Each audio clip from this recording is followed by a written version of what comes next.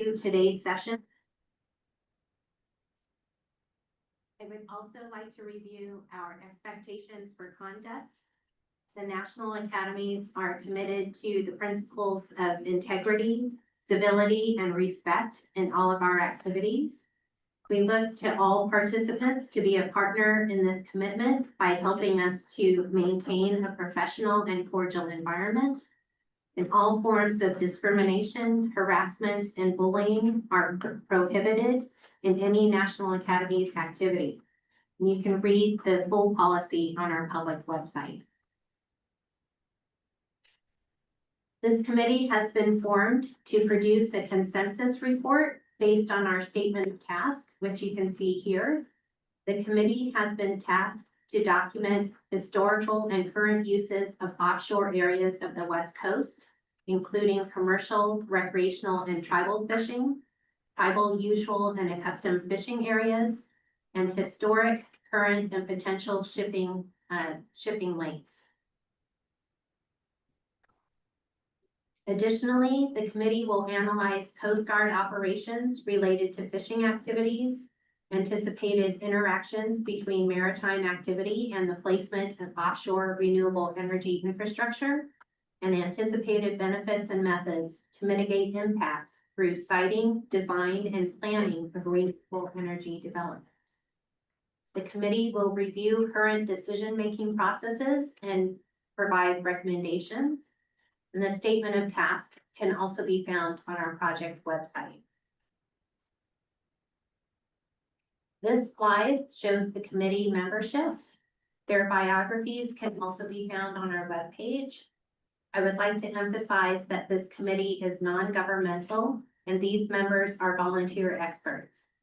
Additionally, comments from members of the committee should not be interpreted as positions of the committee or of the academies.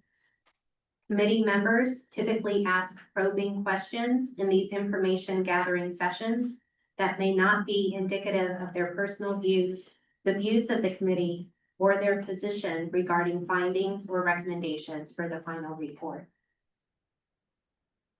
The agenda for today is shown here.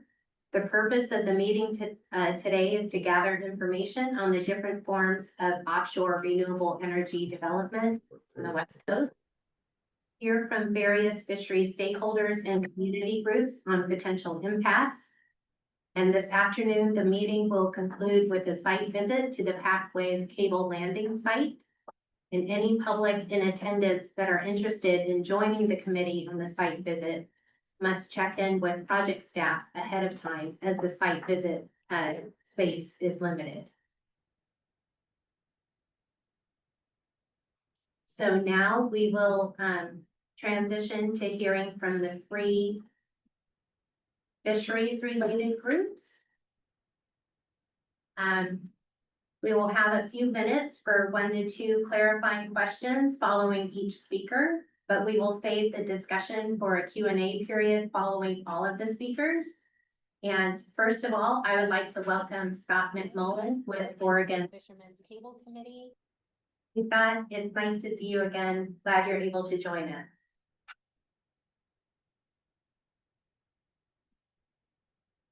And you're on mute. Okay, thank you. Well, thank you, Michelle. My presentation is up. I'm not seeing it yet, but if you'd like to put it up, I'll get started.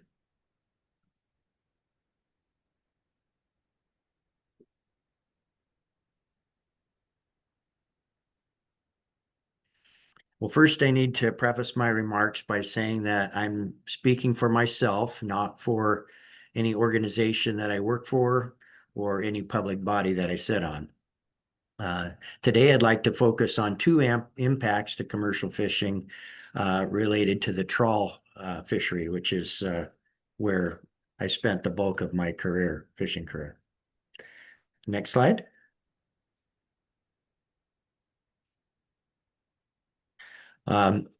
This started for me in about 1994. I fished out of the port of Astoria, a port on the Columbia River on your upper right part of the screen. And this area off the North Oregon coast was my backyard for fishing. And one day I got a letter in the mail, certified letter, had to sign for it. And it notified me that the cable shown in red, just north of Nestucca Bay on this chart, was now installed and that I needed to stay away from it. Um, they asked that I stay a mile away from it on each side of it. And from the area that I fished from the shore out to about 450 fathoms, that amounted to roughly 40 miles offshore, or roughly 80 square miles of uh, square nautical miles of fishing ground. Next slide. So this is typical. This isn't the actual notice I got, but it was like this, and it gave the route of the cable, and then it gave these red bands or pink bands on each side of the cable for 1 nautical mile. And so the loss of 80 square nautical miles of fishing grounds was very significant to my operation. Next slide. So then in 1998, a second cable was proposed, and I read about it in a newspaper article and was concerned, mostly because knowing from this first one, I fully expected I'd get a second notification of more grounds to be closed. And if you continue to lose ground, you don't have a fishery. So a first suggestion that we had back to the project developers was, well, can't you just move your cable down next to the one that's already there? And then we could jump, their idea was we were supposed to just pick up our gear and jump over the cables and then put our gear back down on the seabed. We fish hard on the seabed with a groundfish trawl and a shrimp trawl. That isn't a practical way to do things because for one, it takes a lot of energy to pick your net up off the bottom, fly it. It's very inefficient, and trawl fishing herds the fish. So when you lift your net off the bottom, you stop herding the fish towards the back of the net.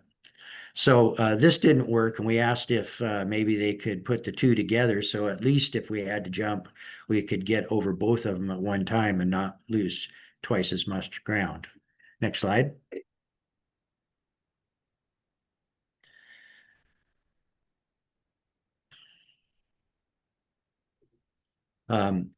So what happened was we worked with this cable owner and we developed an agreement, and the agreement set out the responsibilities of the cable owner and the responsibilities of the fleet. We just kind of took it upon ourselves to uh, say we felt like we could negotiate on behalf of the fleet. We knew as several of us representatives from different ports along the coast were meeting with the cable owner, and we came up with an agreement that we felt would meet the needs of the fishing industry and meet the needs of the cable owner. And this was achieved by a lot of thoughtful time together, um, a policy of we called it MERT, mutual understanding, respect, and trust. We had a project developer who was very willing to work with us, understand what our concerns were, why we had the concerns, and he was willing to sort of think outside the box and try something new. At the time, the standard cable protection program was keep boats far away from cables, at least a mile from them. And if they snag a cable, you make an example of them. You um, uh, have, there's severe liability for the vessel. Damage to the cable could be extremely costly. Repairs, I think even at that time, were about $1 million each for cable repairs. So the idea was make sure that fishermen understand not to get around a cable. But we had a guy, a new project developer, that was really willing to look at other alternatives. And we came up with this agreement that like I said, we felt really addressed our issues. We had a lot of responsibilities. The fishermen would learn about the cables. We would be able to fish over cables if they were safely buried. But if they weren't buried, we'd avoid them. We'd put a safety zone around them. And this agreement worked so well that other cables began coming to Oregon.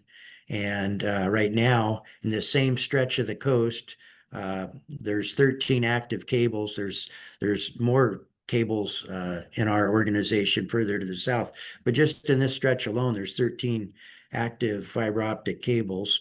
And we have no problem. Our fishing industry works safely around them. We have a few spots that they avoid, not very many.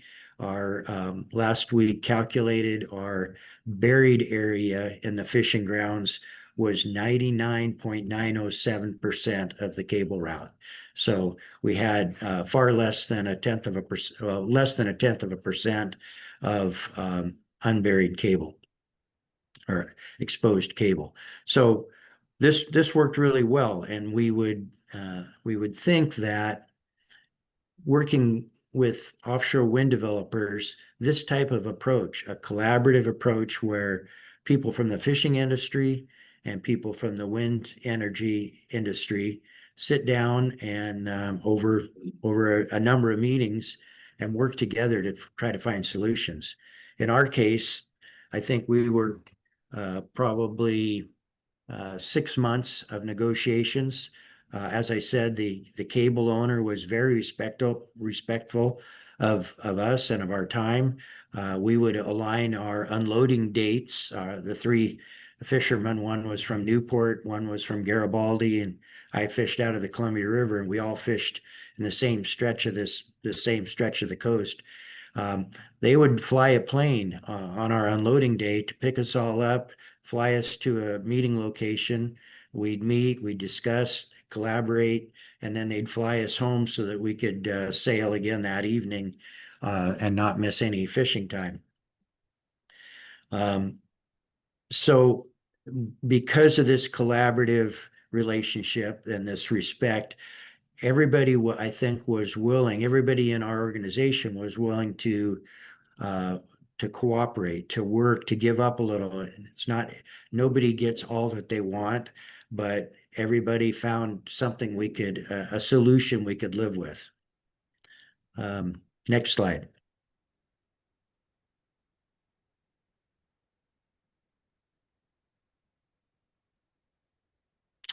So this isn't the only example of industry to industry collaboration. And I should mention that this was really done between the two industries. It didn't have a lot of government intervention. When I heard about that second cable, I went to the state Department of State Lands in Oregon, and they said, well, we'll put you in touch with the project developer or put him in touch with you, and we'll let you guys work on it together. And they just kind of stepped back and let us work. But this isn't a new concept on the West Coast. We have an example that is administered through the Washington Sea Grant called the Crabber Tow Lanes. And if you see these channels in the ocean, these fairways, they're transit lanes designed for towboats to safely transit during crab seasons so that they aren't they don't interfere with crab fishing by cutting off pots. The tow wires of the barges, the towboats towing barges, have a tow wire that usually ends in a bridle going to the barge, and there's shackles. There's a lot of stuff for crab rope to hang up on. And when towboats just tow anywhere, they take out a lot of pots. The fisherman gets the pot drug way off of his string, and often the pot buoy is chafed off and the pot is lost. So it was a terrible thing for the fishermen, but it was also devastating to the tugboats because they were getting crab line in their prop wheels. So over 50 years ago, crabbers and towboaters got together and they devised a set of voluntary lines. These are sort of recognized now by the Coast Guard, but um, but they are not official in any government way. They're just recognized and acknowledged. They're voluntary, but we have a very high compliance with the towing industry and the fishing industry. Next slide.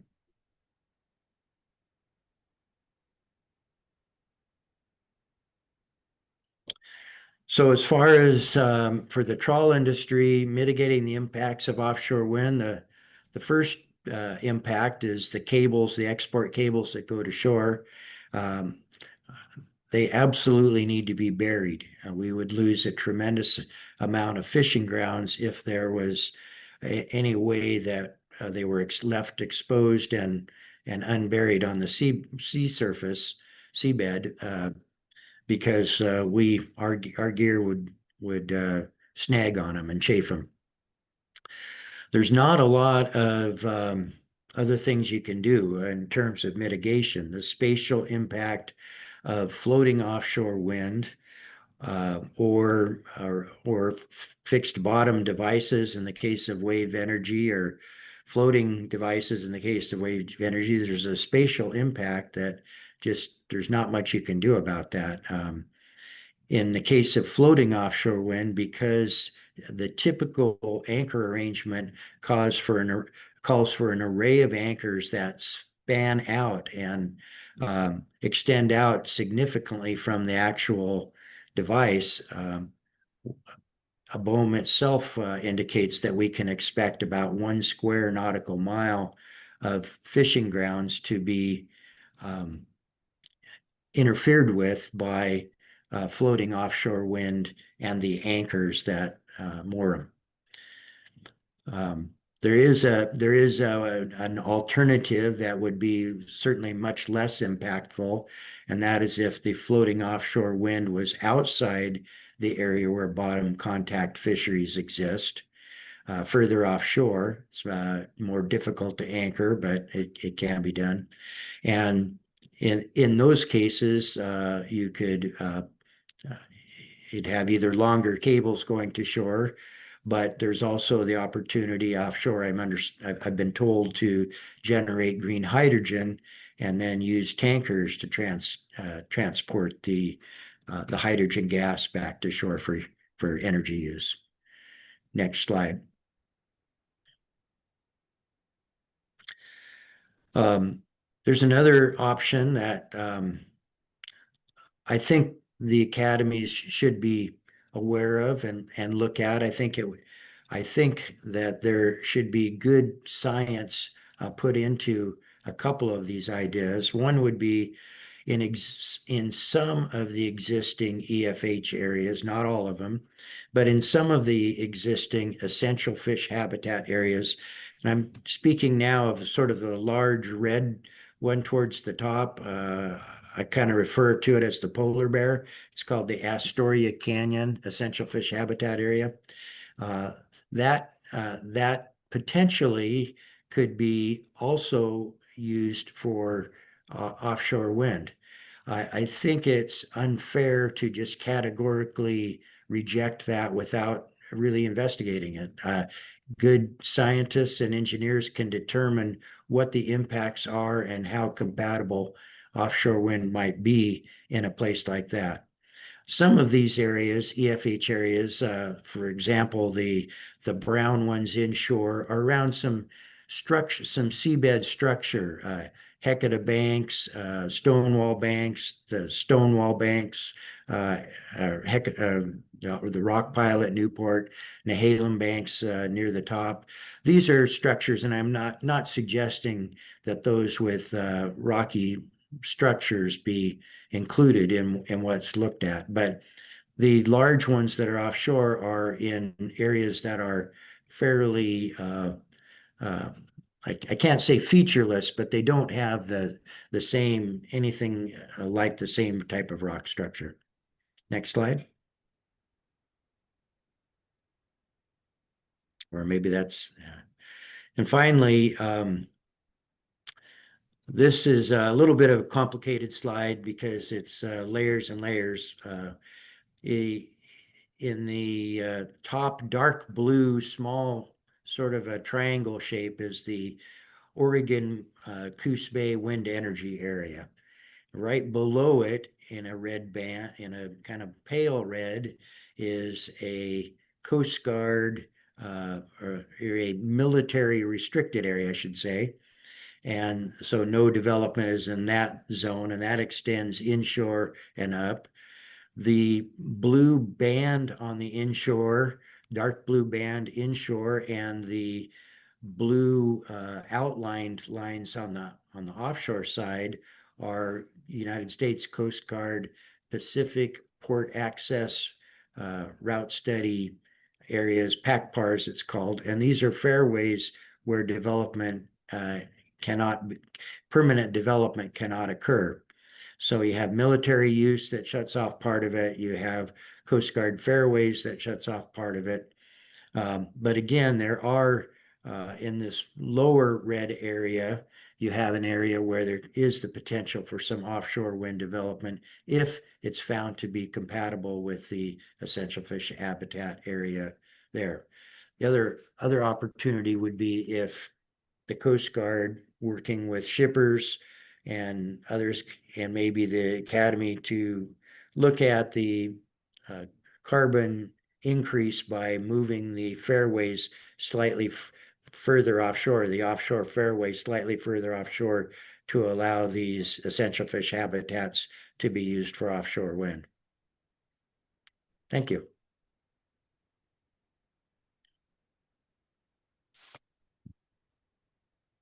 Thank you so much, Scott, for your presentation.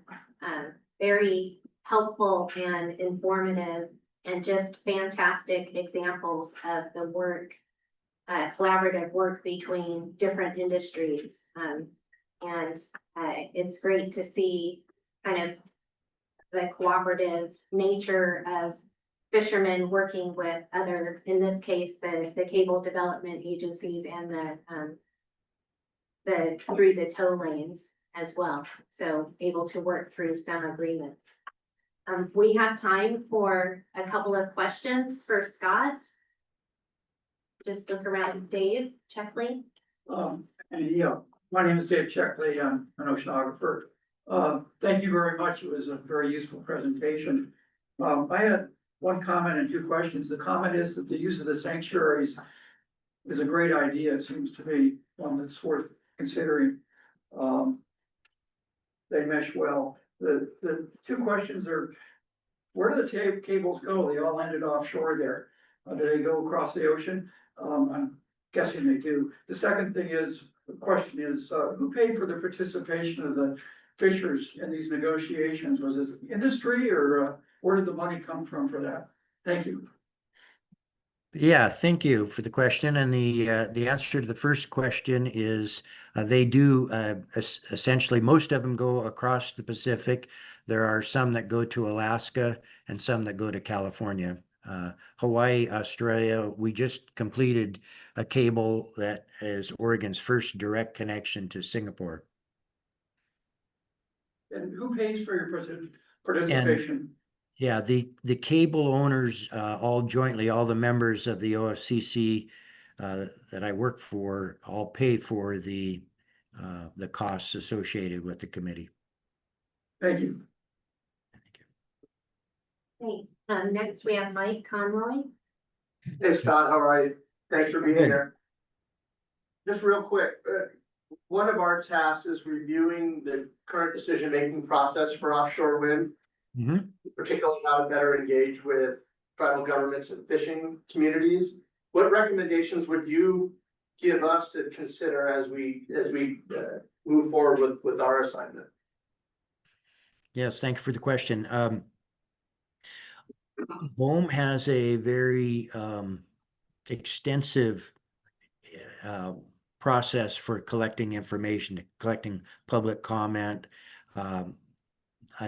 quite a lot of opportunities. And two experiences I've had working with BOEM on the Principal Power Project and later on the identification of Oregon wind energy areas. BOEM receives a lot of information, but what we don't see is a feedback loop that says why our comments are not being used or why we don't see any change. You know, we recommend changes to areas, but we never seem to get the feedback to say why that isn't feasible. So a recommendation I'd have is just more collaboration so that BOEM would be able to let the people, the stakeholders know what exactly the problem is with our recommendation, because we might be able to figure how a way to accomplish the same thing a little with in a little different way. So that would be the one thing that I could think of offhand. Thanks, Scott, appreciate it. I have a question. Okay, we have time for a couple more questions and then we'll have more of a longer Q&A session after we've heard from our other speakers. But Annette, I see you have a question. Yes, thank you very much, Scott. Annette Bonjuan, worked in the wave energy industry quite a bit. So you had mentioned that if the renewable energy developments could be outside fishery areas, and you had mentioned going out to 40 miles with your fishing experiences. So when you said outside, how many miles offshore were you referring to? Well, I think 40 or 50 miles is in my fisheries that I was involved in.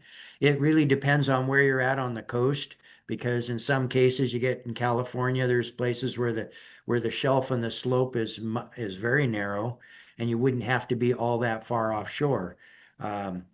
I think the southern Oregon coast has deep water or the abyss beyond where we can fish on the bottom, relatively close to shore. I think in places it's less than 30 miles from shore on the south coast. So, and then as far we fish on the surface out there, but I really feel as a I fished for albacore tuna in early in my career.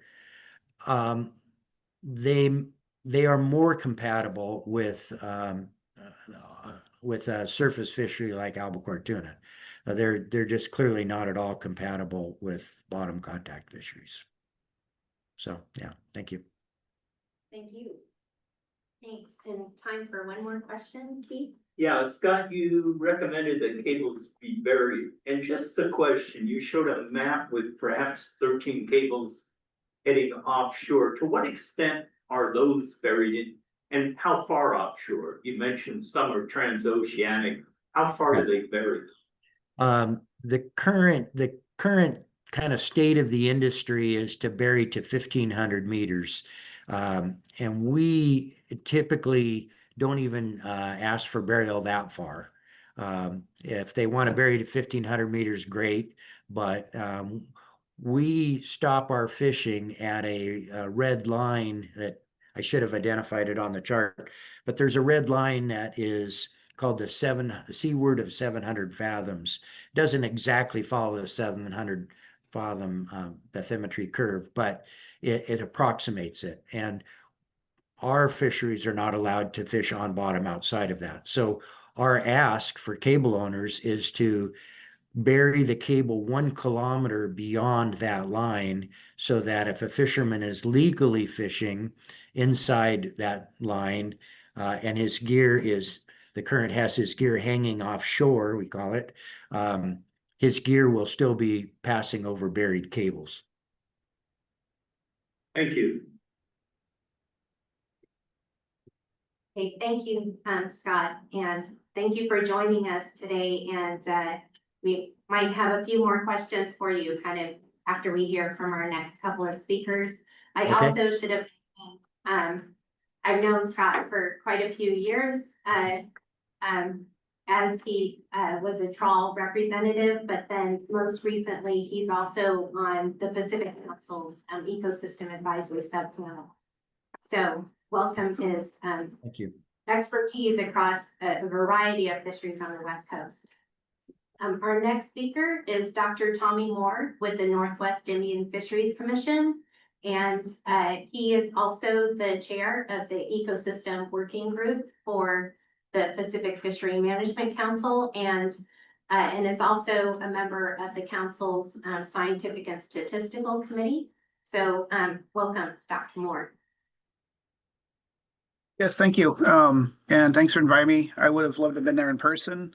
I do apologize if there's any background noise, as inevitably happens when you need to speak on microphone.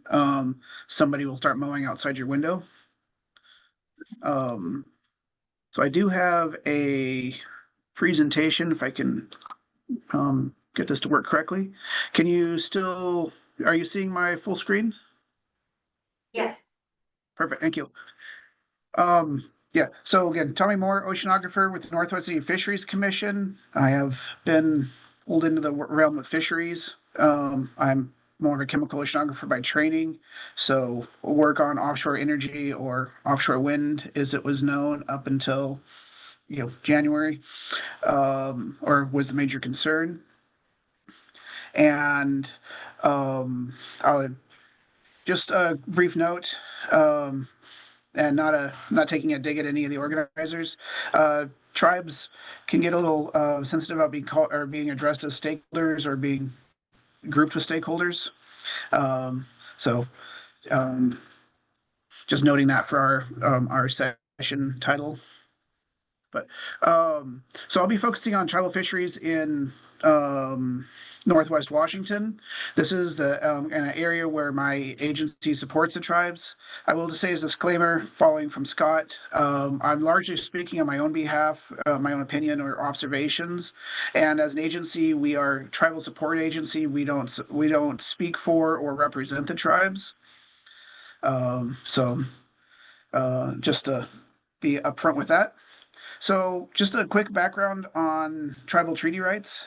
I will note Steve Joner from the Macaw tribe is a member of your panel. He's normally the person who does this talk, and I won't do it nearly as well as he is, but I believe he's still on vacation in Italy, something he hasn't done with his family for decades. So I definitely don't begrudge him that.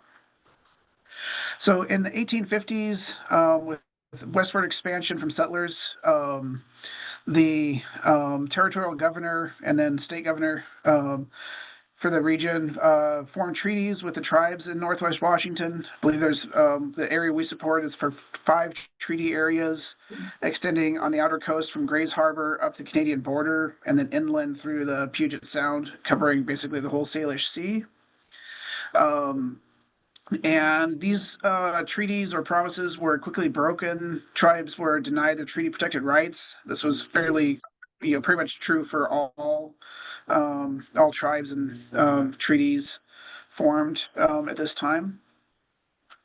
And kind of inspired by the civil rights movement and building off of the activity at that time led to what is known as the Fish Wars, which was kind of a series of fish-ins and public demonstrations for the tribes, demonstrating that their treaty rights were being violated, and which ultimately led to a case going to the Supreme Court where Judge Bolt upheld the tribe's right to fish, and then subsequent, can't speak this morning, rulings further upheld these rights.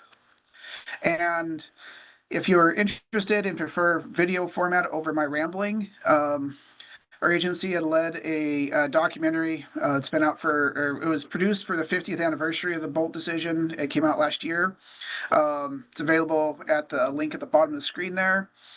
And it gives a really good overview of kind of in-depth look at the fishing rights, the importance of fishing and the treaties to the tribes, and kind of the history and where things stand now. And so, in short, for tribal fisheries, and this came through the upholding of the Bolt decision, tribes are co-managers with state and federal agencies that actively participate in fisheries management processes and are entitled to 50% of the allowable catch within their usual and custom land or usual custom area, which is, you can think of it as their ceded territory.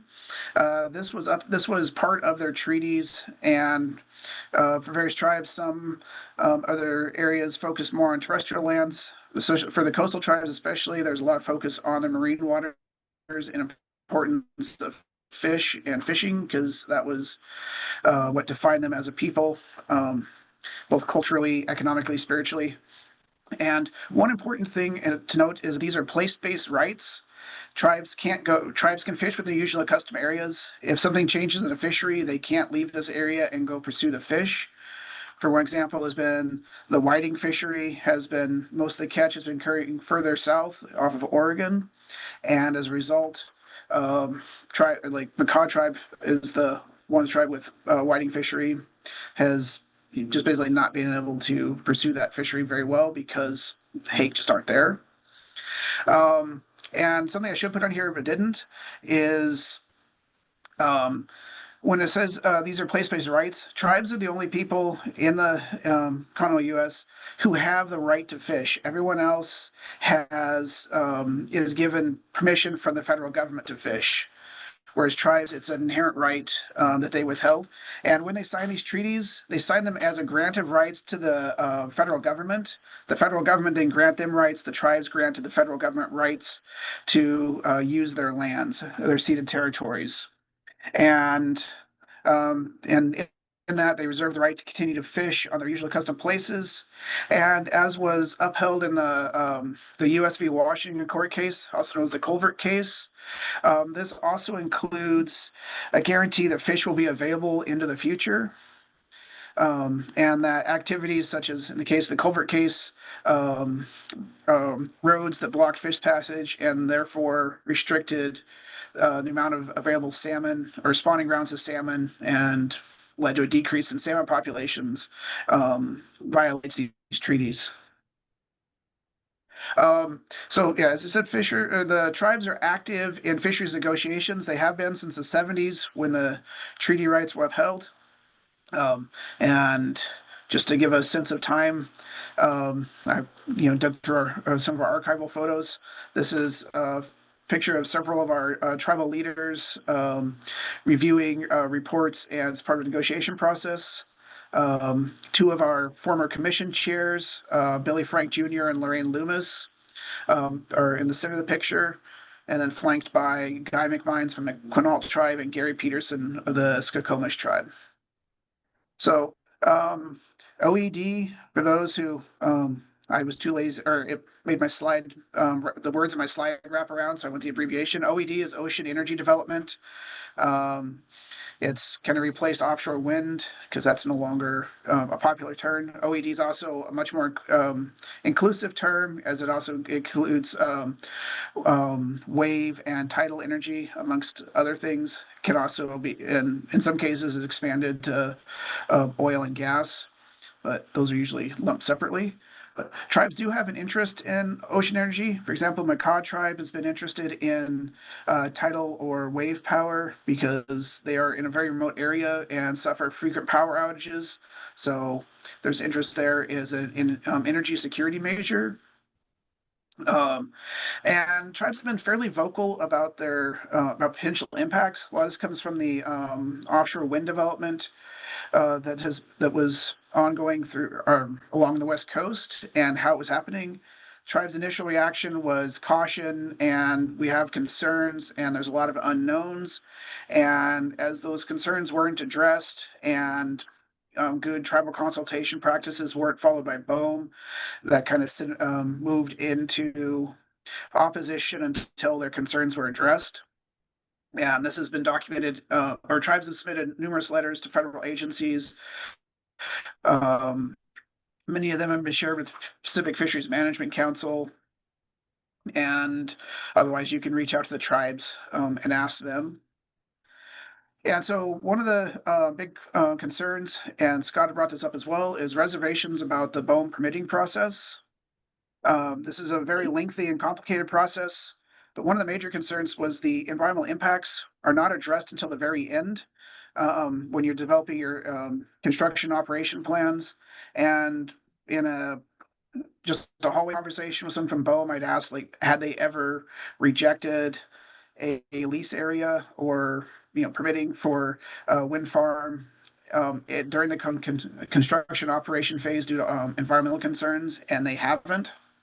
So to me, that's kind of a red flag of, by the time it gets to there, there's too much money and time invested for it to stop. Um, and tribes have expressed a lot of concerns, and a lot of this is based on their past history with the dams, especially in the Columbia.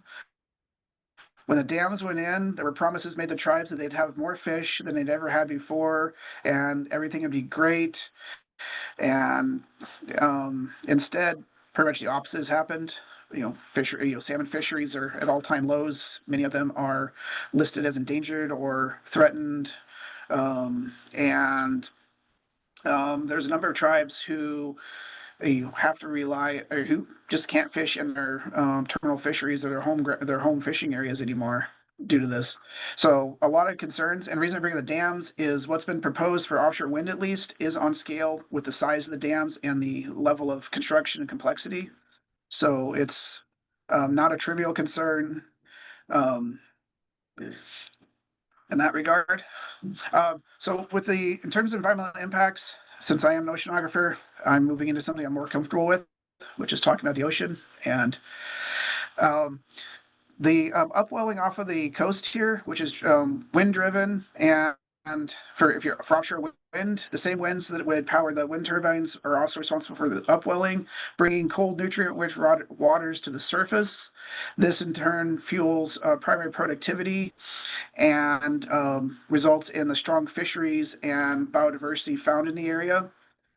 It also offers a fair degree of buffer from climate change, where this cold upwelled waters can offset the effects of ocean warming. And so there's concerns about anything that might interfere with this process, either locally or regionally. And things like wind farms have potential to pull energy out of the system, resulting in less upwelling, potential shifts in local or regional currents. And then not as much has been studied or discussed around things like wave energy or tidal energy, and how that might, what the impacts of that might be. So this is a very broad brushstroke approach to this, and happy to get into more detail around these concerns. And just to give a visual image of the tribals' areas of, or where the tribes are located, for tribal UNAs, I would recommend reaching out to them directly. I don't comment on that. Some of them have been, mainly because some tribal UNAs have been adjudicated, some have not. And it's, that's something that belongs to the tribes. It's part of their identity, so it's theirs to say or not. If you want to arm wave at where the tribal UNAs are, consider Grays Harbor in Washington, which is the big harbor at the bottom. It's kind of bottom of this map, but central Washington, all the way to the Canadian border, are within various tribes UNA, and then pretty much all of the Salish Sea or the inland waters are one tribe's UNA or another. Tribes also have an area, what would be described as an area of concern. And this relates to anything that might affect their fisheries or important species such as whales and marine mammals in these areas.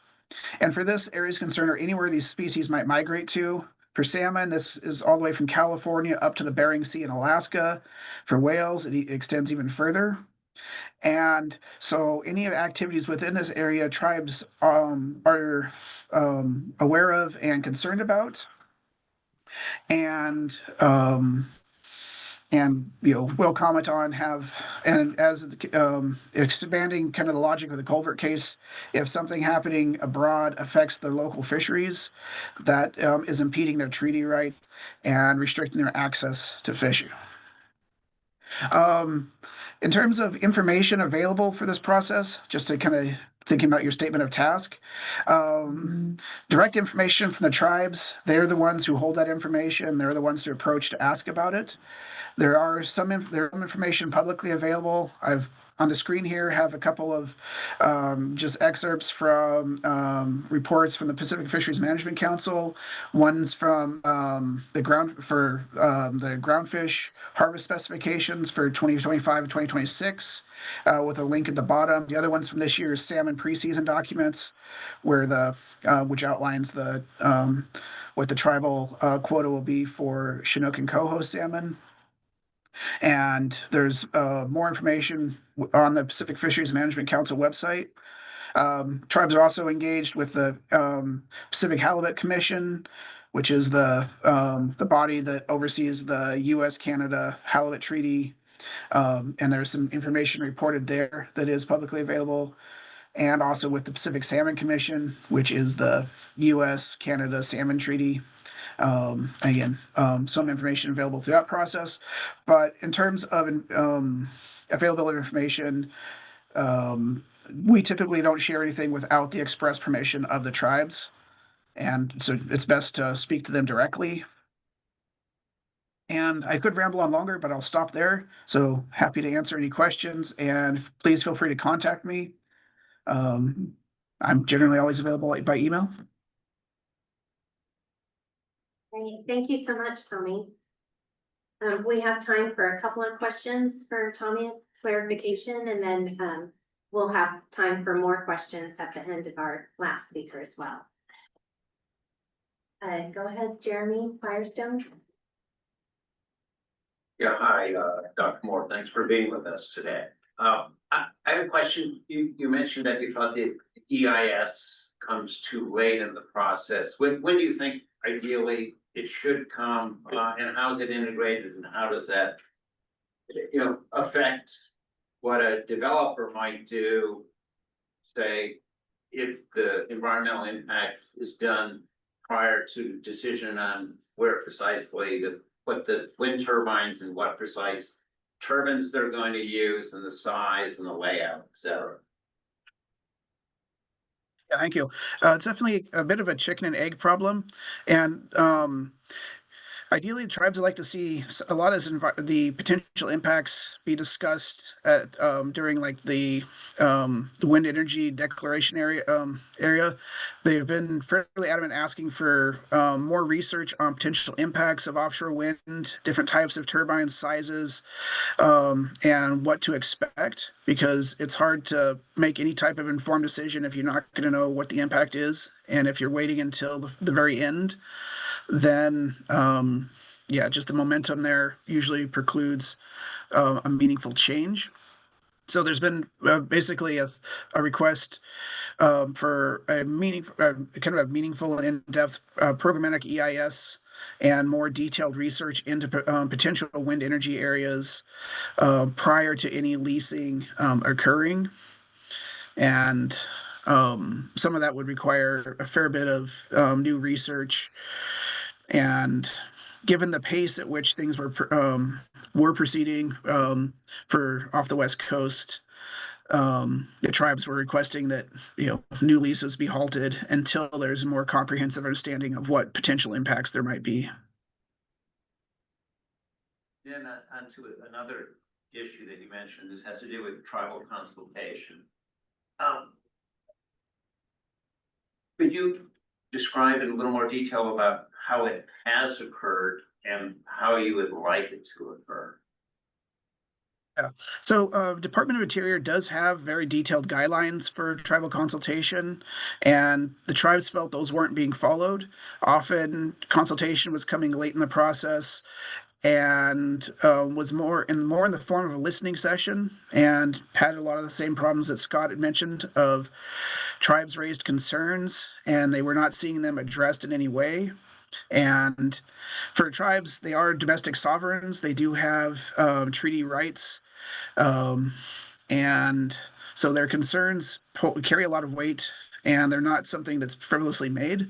So would have liked to have more meaningful discussion and things happening in depth before processes were made public, and just have better better feedback on concerns that were addressed or concerns that are raised and how they might be addressed.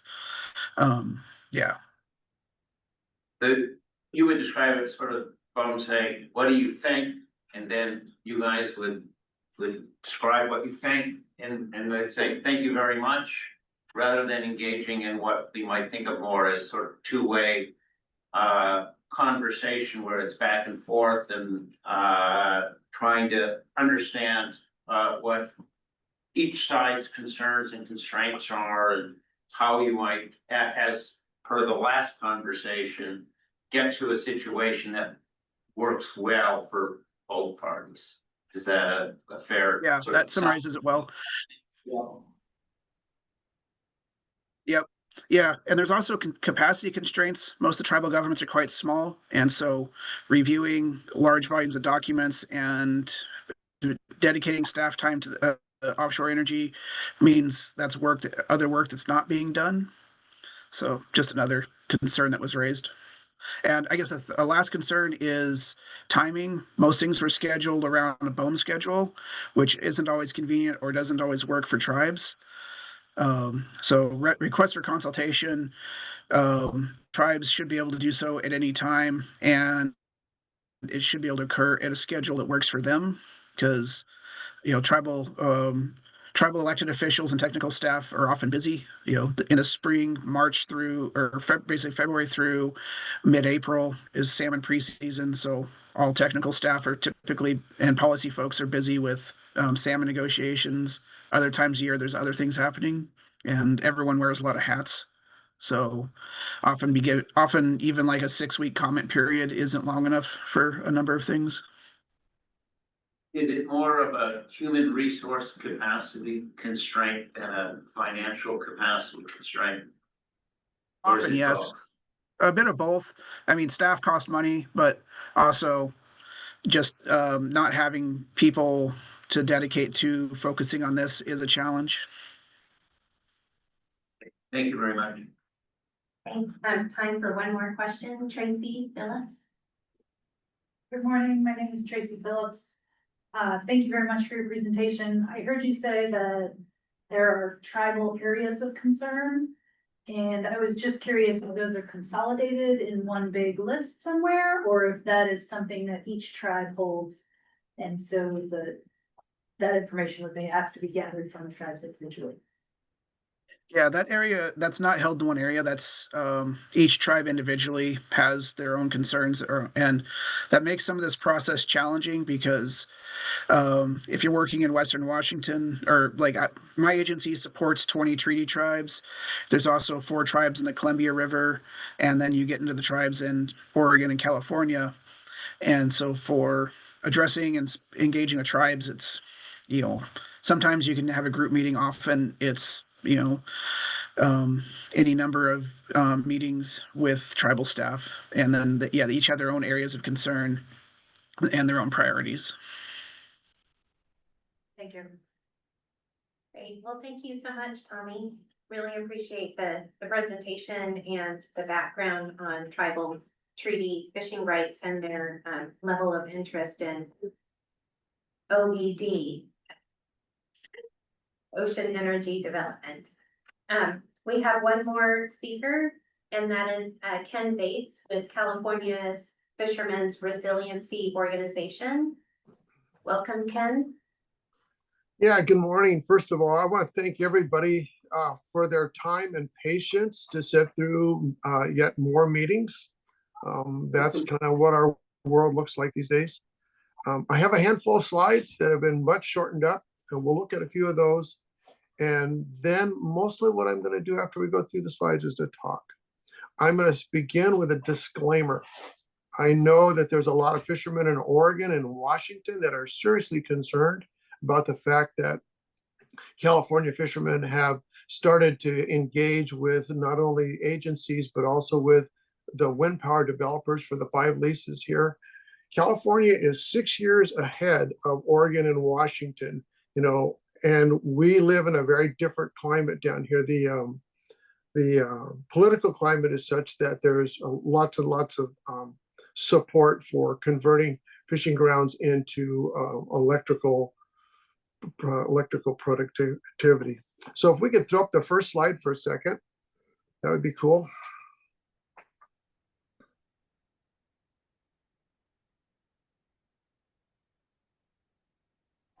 Okay, here we go. So the first thing I'm just going to tell you is that we're going to talk pretty much about California and my experience and my coworker Linda Hildebrand's experience in trying to organize and to be part of the process.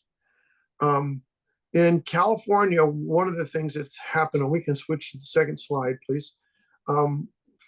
We've tried to go ahead and to explain to the public kind of the predicament that we're in. What California fishermen are really concerned about is the loss of fishing grounds. You know, we're not trying to stop these projects at this point. We're just trying to survive them. One of the things that we have been repeatedly asked, there's a number of challenges that have come up. And for about 5 years, we can switch slides one more time, please. Thank you. For about 5 years, we've been repeatedly asked, you know, kind of where we fish and those kind of, you know, and questions like that. And as these things have taken place, you know, we're starting to also hear from California, you know, and from the developers, and, you know, and what might actually occur here. And in this particular slide, we talk about losing 2,000 square miles of fishing grounds. But actually, if California is successful in their approach, it's going to be closer to 4,000 square miles. And all of that is going to be north of Point Arena. That's basically the town of Mendocino in Northern California up to the border. So we're looking at a bigger and bigger piece of fishing ground loss. So the first challenge is that we have seen during these various meetings that we've had is that agencies folks keep asking us to point on the map and ask us, where do you fish? Just tell us where you fish and we'll relocate this stuff somewhere else. And that's not how fishing works. One of the things that's happened in the central area of California is the Morro Bay and the Port San Luis fishermen basically decided not to tell anybody where they fished. And that actually ends up creating a problem. The Northern California fishermen took the approach that without being able to show people where we work and having legitimate verifiable data, it was really, really difficult in order to be able to protect the resource, you know, access that you have. So we'll switch slides again here, please. Thank you. So one of the things that happened, it was back in 2019, is that the 3 local associations up here, through a contractual agreement between them, went ahead and we went to a couple different places, but eventually California's Ocean Protection Council, which is a cabinet level agency, and we were funded to the tune of about $90,000 to do the first mapping of California fishing grounds. And to our knowledge, it's the first fisherman-driven mapping project in the state and also in the United States. So that project, once that got done, there was a lot of resistance to that initially when Fishermen's Association said that we were going to do our own mapping. You could see it in the faces of agency staff, but as it turns out, we were able to get Dr. Carrie Pomeroy, who was sort of our PhD mentor, and work through this project. The second thing that happened is that 2 years later, that the Morro Bay fishermen made an abrupt change, and they also mapped their fishing grounds that were in the areas of their wind energy area.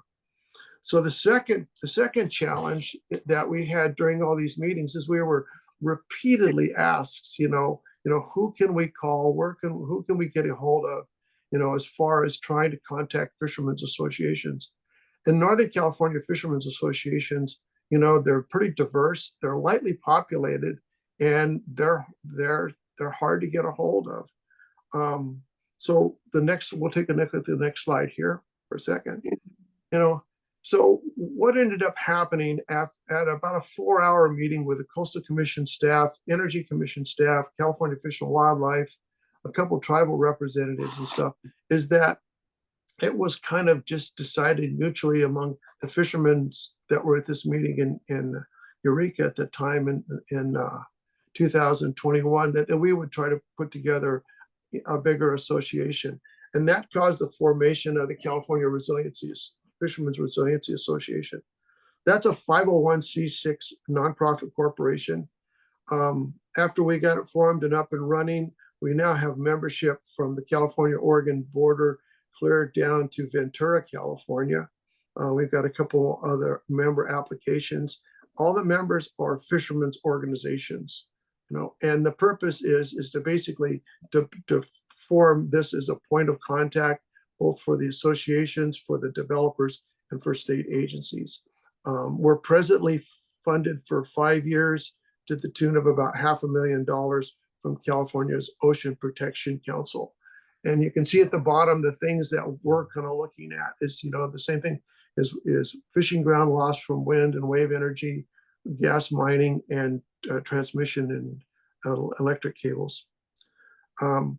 One of the things that the fishermen in California have asked for, which is worth talking about a little bit, is that we have repeatedly requested both to BOEM and to the state agencies that the 5 California lease areas be considered pilot projects, and that there be no more West Coast lease areas even discussed until there's actually projects in place and we've seen these facilities, to be built facilities, produce electricity for 5 years to the grid.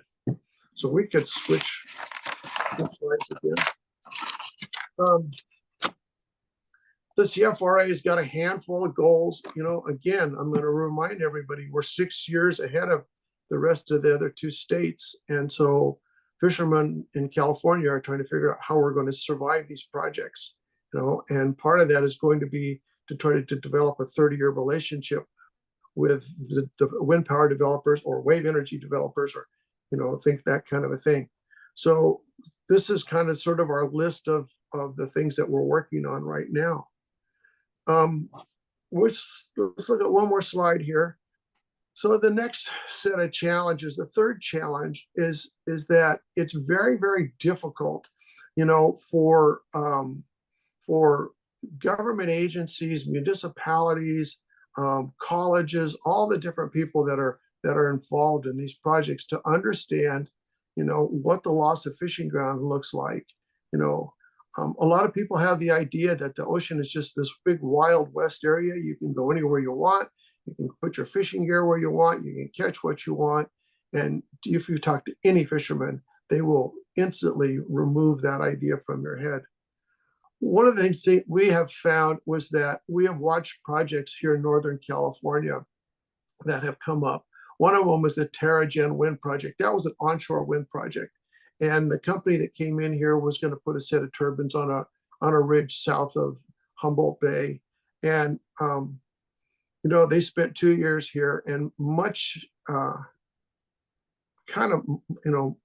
much to their chagrin, they did a pretty poor job of really engaging the community. And it wasn't until the end of the process that the tribal governments and the local communities really started to get an idea of what they were really going to do. It was very late in the game, and that project actually got killed by the community.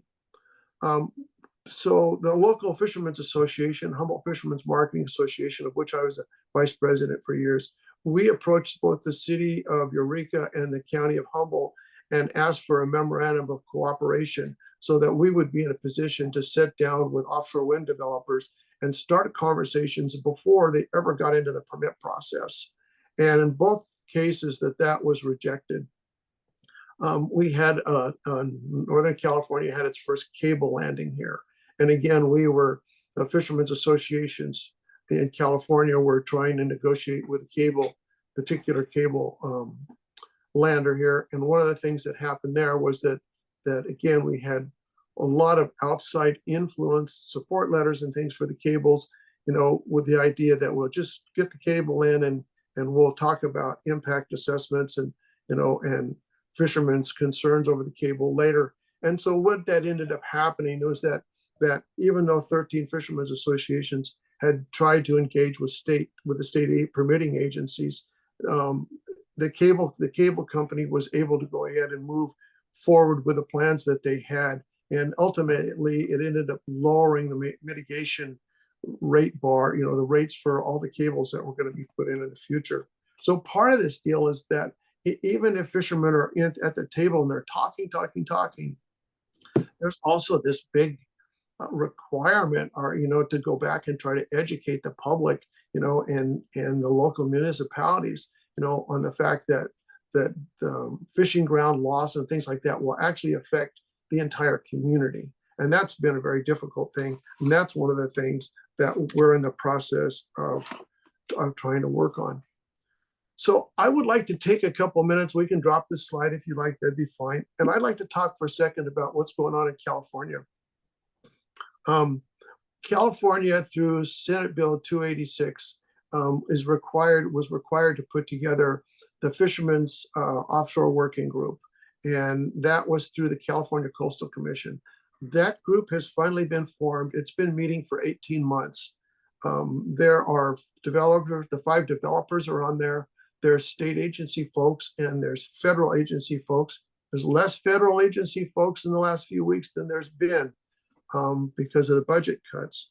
And then there's also tribal reps on there, and there's 14 fishermen's representatives. And the process is such that there's various meetings.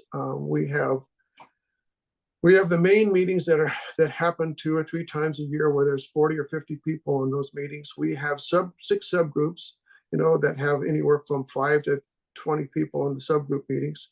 The subgroups meetings have breakout meetings. There's also meetings for writing groups that are producing essentially written policy documents for this statewide process. And then fishermen have their own separate meetings to try to kind of keep everybody informed on what's going on. It's an interesting process.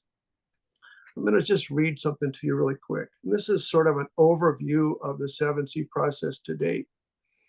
To date, the 7C process related conversations and outlined efforts to develop a statewide strategy aimed at facilitating cooperation between industries and promoting avoidance, minimization, and mitigation of negative impacts to fishing seems to be trending towards disempowerment of the fishing industry and its ability to survive impacts of ocean industrialization projects.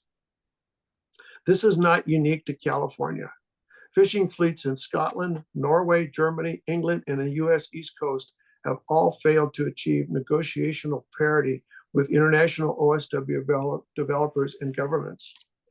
And at a recent ROTA meeting that was held on the East Coast, talking sort of about the state of the science, it was pretty interesting there. Captain Raymond Hall, who's a Scottish fisherman who's been involved in wind power negotiations, in Scotland now for quite some time, he basically said that they felt like the 2 years that they had tried to negotiate with wind power developers after they were in the permit process was totally wasted. Another fisherman, and Captain Jerry O'Neill, New Bedford, Massachusetts fisherman, said the same thing. He said fishermen in their negotiations in Massachusetts had no weight. And part of the problem that we see is that it's very difficult, for fishermen to produce data streams that are acceptable to the wind power companies. Most fishermen's comments are considered to be anecdotal, for regardless if they've spent 50 years grinding away fishing at the same spot. In the 7C process that we're still involved in, we're seeing more and more developer resistance as we move forward, try to get to the point where we have a product. There's lots and lots of resistance for developers to commit to even admit that there's going to be impacts to fishing. We have repeatedly sort of pushed the Coastal Commission to better define their role in the permit process and in enforcement of the statewide strategy if we're successful in producing this.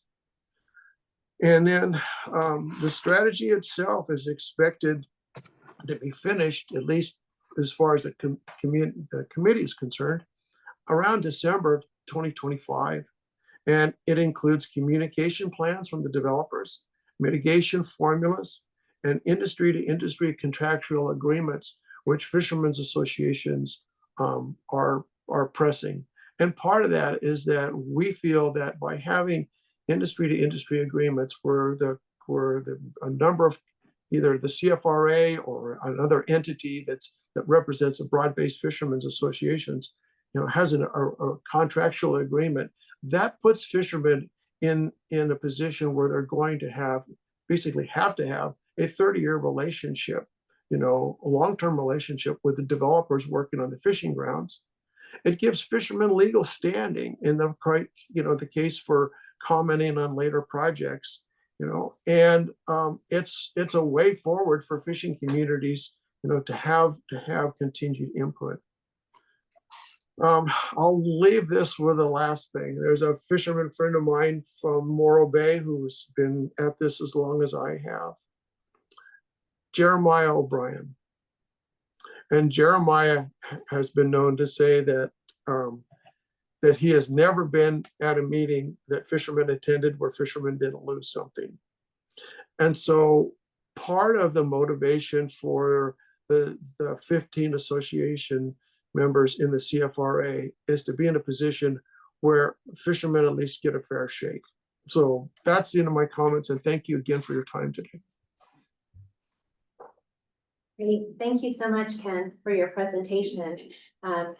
Really appreciate your comments. And I certainly noted the differences between your presentation and Scott's presentation, and where Scott negotiated on behalf of Oregon Cable Commission. He readily had the support of the state agencies, and they basically put the fishermen in direct contact with the cable companies and said, you guys go and work this out. And then in contrast with what you just described here, of where there was a lot of discussion between the fishermen in Northern California, but you didn't really have perhaps the support that you could have used from the state, and like what they had in Oregon, to give you that negotiating leverage, right? For the offshore development companies to really come to the table and negotiate in a meaningful way with fishermen, because you might not have had the same level of support from the state government that they did in Oregon.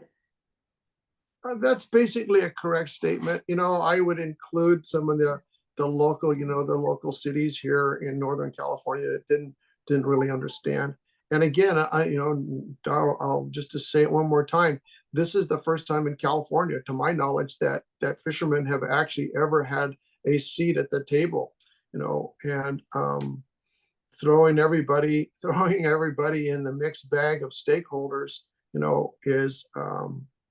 is disempowering. And I think that it's inappropriate. I also think it's inappropriate, to just basically to refer to the tribal governments as purely as stakeholders, because they're far more than that. Yes, thank you. We're going to be running a little bit over time. We have a few questions here in the room. We'll start with Annette Bonjuan. Thank you very much, Ken. My question is, I thought it was a really good proposal that you made when you said that those first 5 pilot projects would be only pilot projects and need to prove themselves before there would be any additional permitted. And so specifically, just to make sure we're understanding, which 5 projects specifically are you referring to?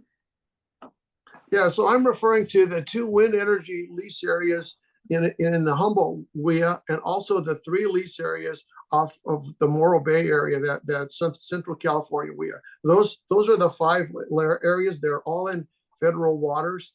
There will be impacts clear to the beach, by the time they build a heavy lift terminal in Humboldt Bay, and we've got multiple cables coming in, and support vessels. But we're advocating for those to get up and running and produce power to the grid before we do anything else. Very good. I just have one more question.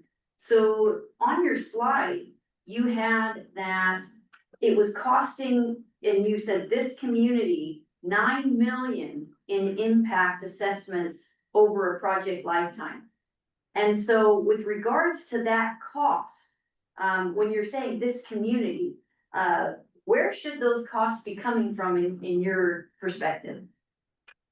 So that comment referred to the mutual benefit agreements that are between cable companies and fishermen's associations, and in California, the bar was set in 1999 by AT&T and Verizon when the first cables landed at Morro Bay. And at that particular time, the two developers offered the Morro Bay Fishermen's Association and the Port San Luis Fishermen's Association $100,000 per year per cable to land a cable, and to get fishermen to cooperate and to not damage that cable, and to stay out, to basically stay off it with all kinds of not only mobile bottom contact gear, but fixed bottom contact gear. And since then, what we have seen up here was that the rush to get the bore pipes and the cables put in Humboldt County was that we saw a reduction of basically a reduction of fees that were negotiated down to $75,000 per cable per year. And if you look at that in the terms of, using federal government, the cost of living, COLAs, the dollar equivalent for those cables would have been $156,000 per year per cable. Okay, thank you.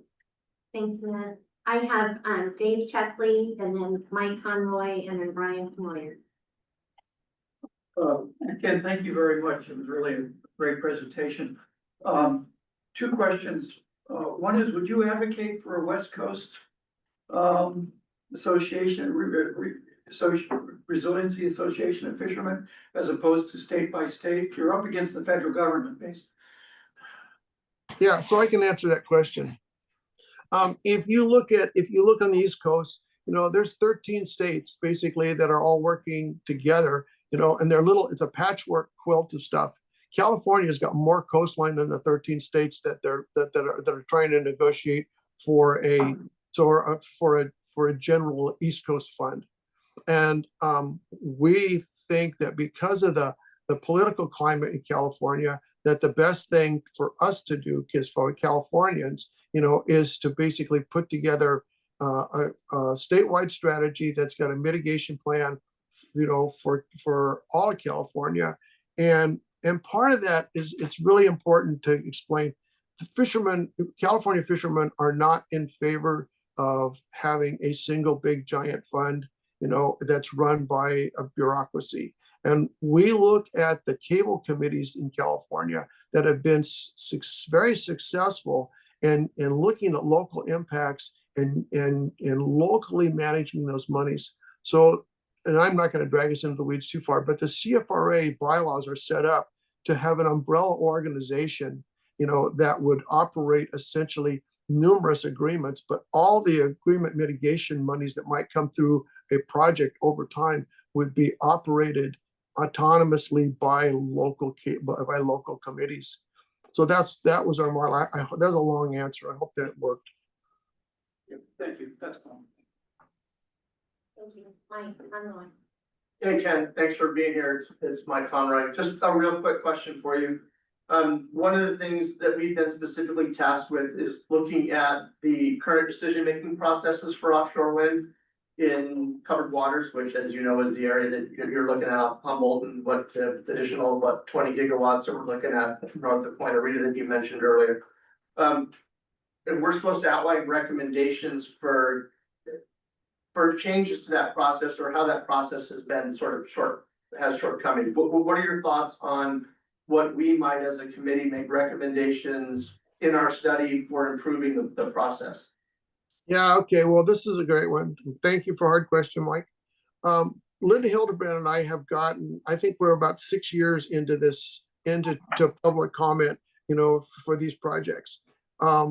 BOEM is the black hole for public comments as far as fishermen in California, both the local offices and the Washington office.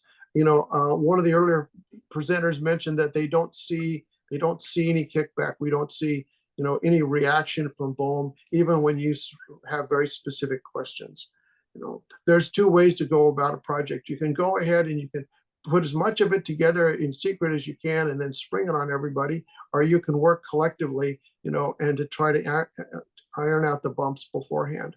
I would certainly suggest that just like with tribal governments, BOEM and state agencies, would reach out and actually put people in the room that knew about what was going on in the project area, So in this case, like with the 7C group, we've got tribal reps there. We've got fishermen that are actually in there and they can speak to the entire room. They have, nearly equal standing in those meetings.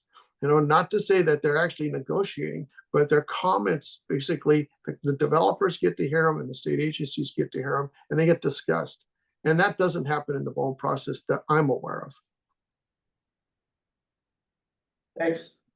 Thanks, Brian, Collier. Great, thank you, Michelle, and thanks to all three of you for speaking with us today. Really very helpful presentations. I think I'm gonna go narrow here with just a kind of a going back to our piece of our statement of task here. But for Scott and Ken, one of the things we've been asked to look at is how Coast Guard operations would affect in support of commercial fishing in and around wind energy areas would be affected.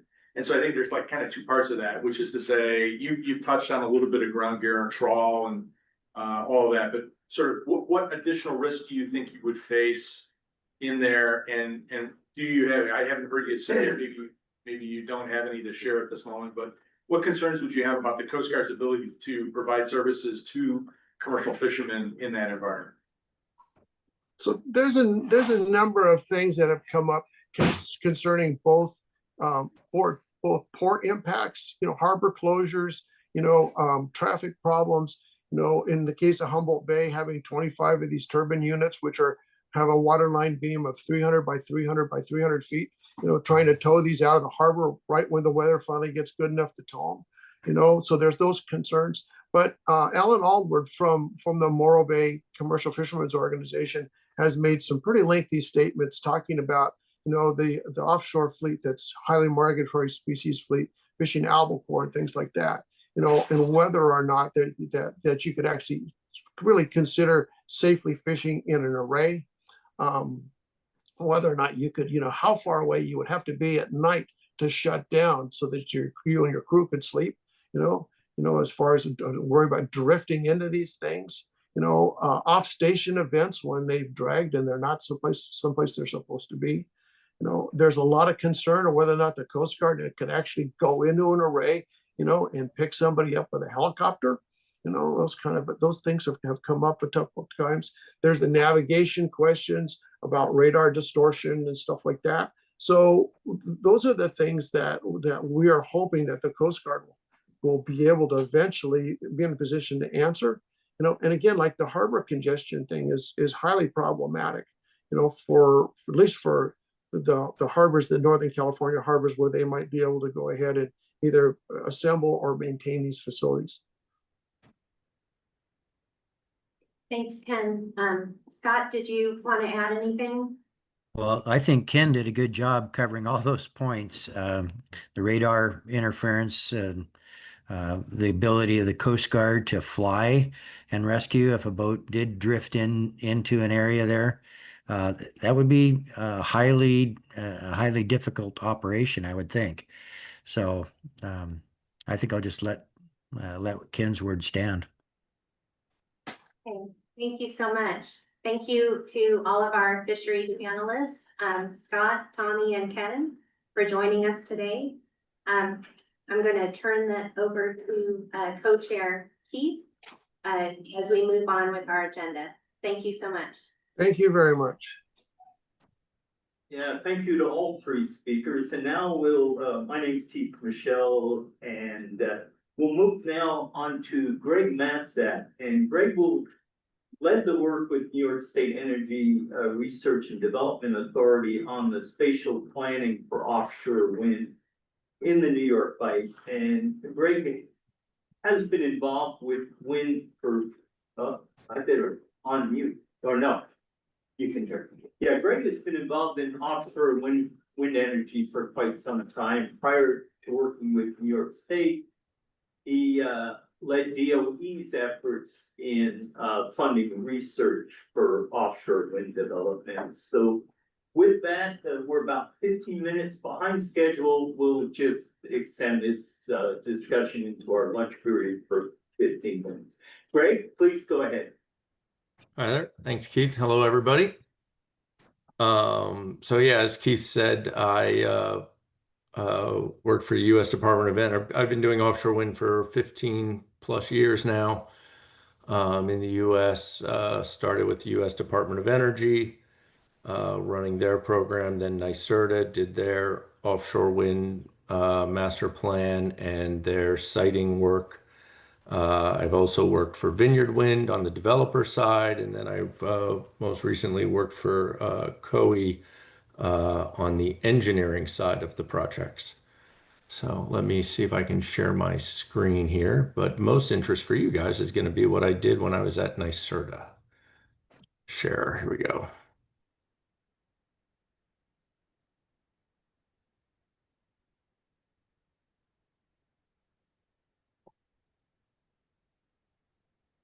Let's see here. Do you guys see my screen now, I assume? Not yet. Not yet. Oh, hold it. Now. Getting closer. There you go.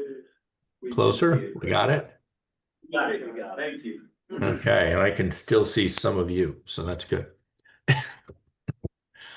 Um, so yeah, so the as I said, for New York, I went there in 2016. New York was just getting interested in offshore wind, so I was offshore wind hire number one, and developed this master plan and siting work, which we called the area of consideration, which was a report that we gave to BOEM that had our recommendations from this various studies and work that we did.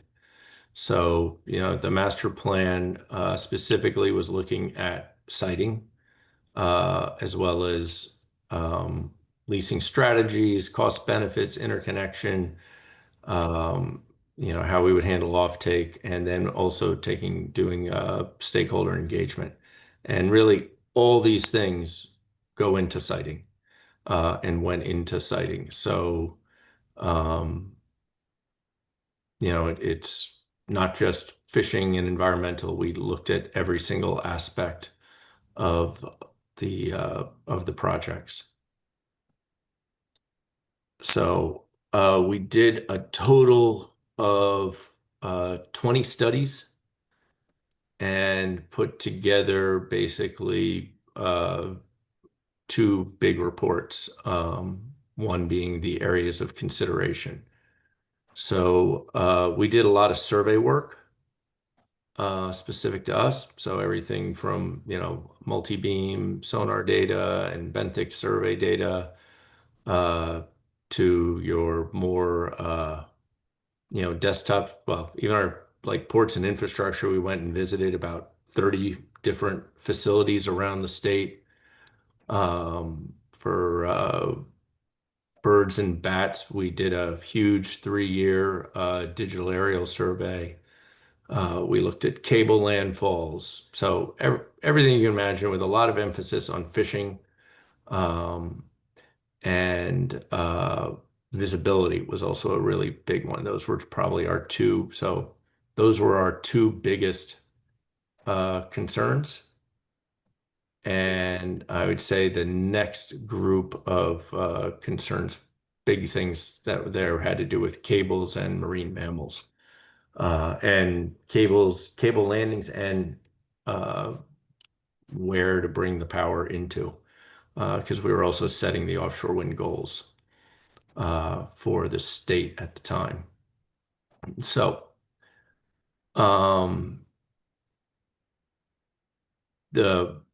starting with the big ones and is our fishing and visibility. So we did a lot of studies here and a lot of outreach.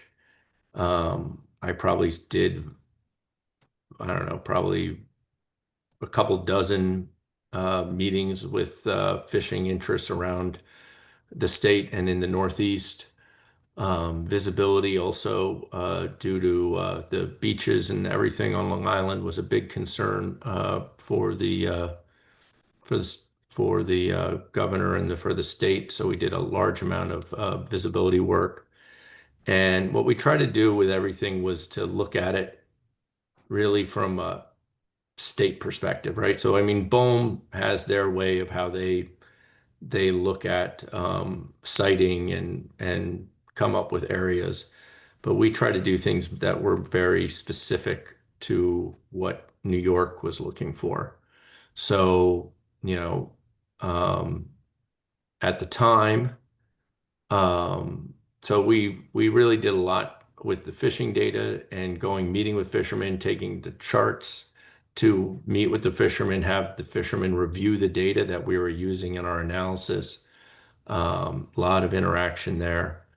Um, and like visibility, we looked at different ways. BOEM does this more now, but back in 2016 when we did this, BOEM basically just did like a visualization of what it looked like on a sunny day at the beach.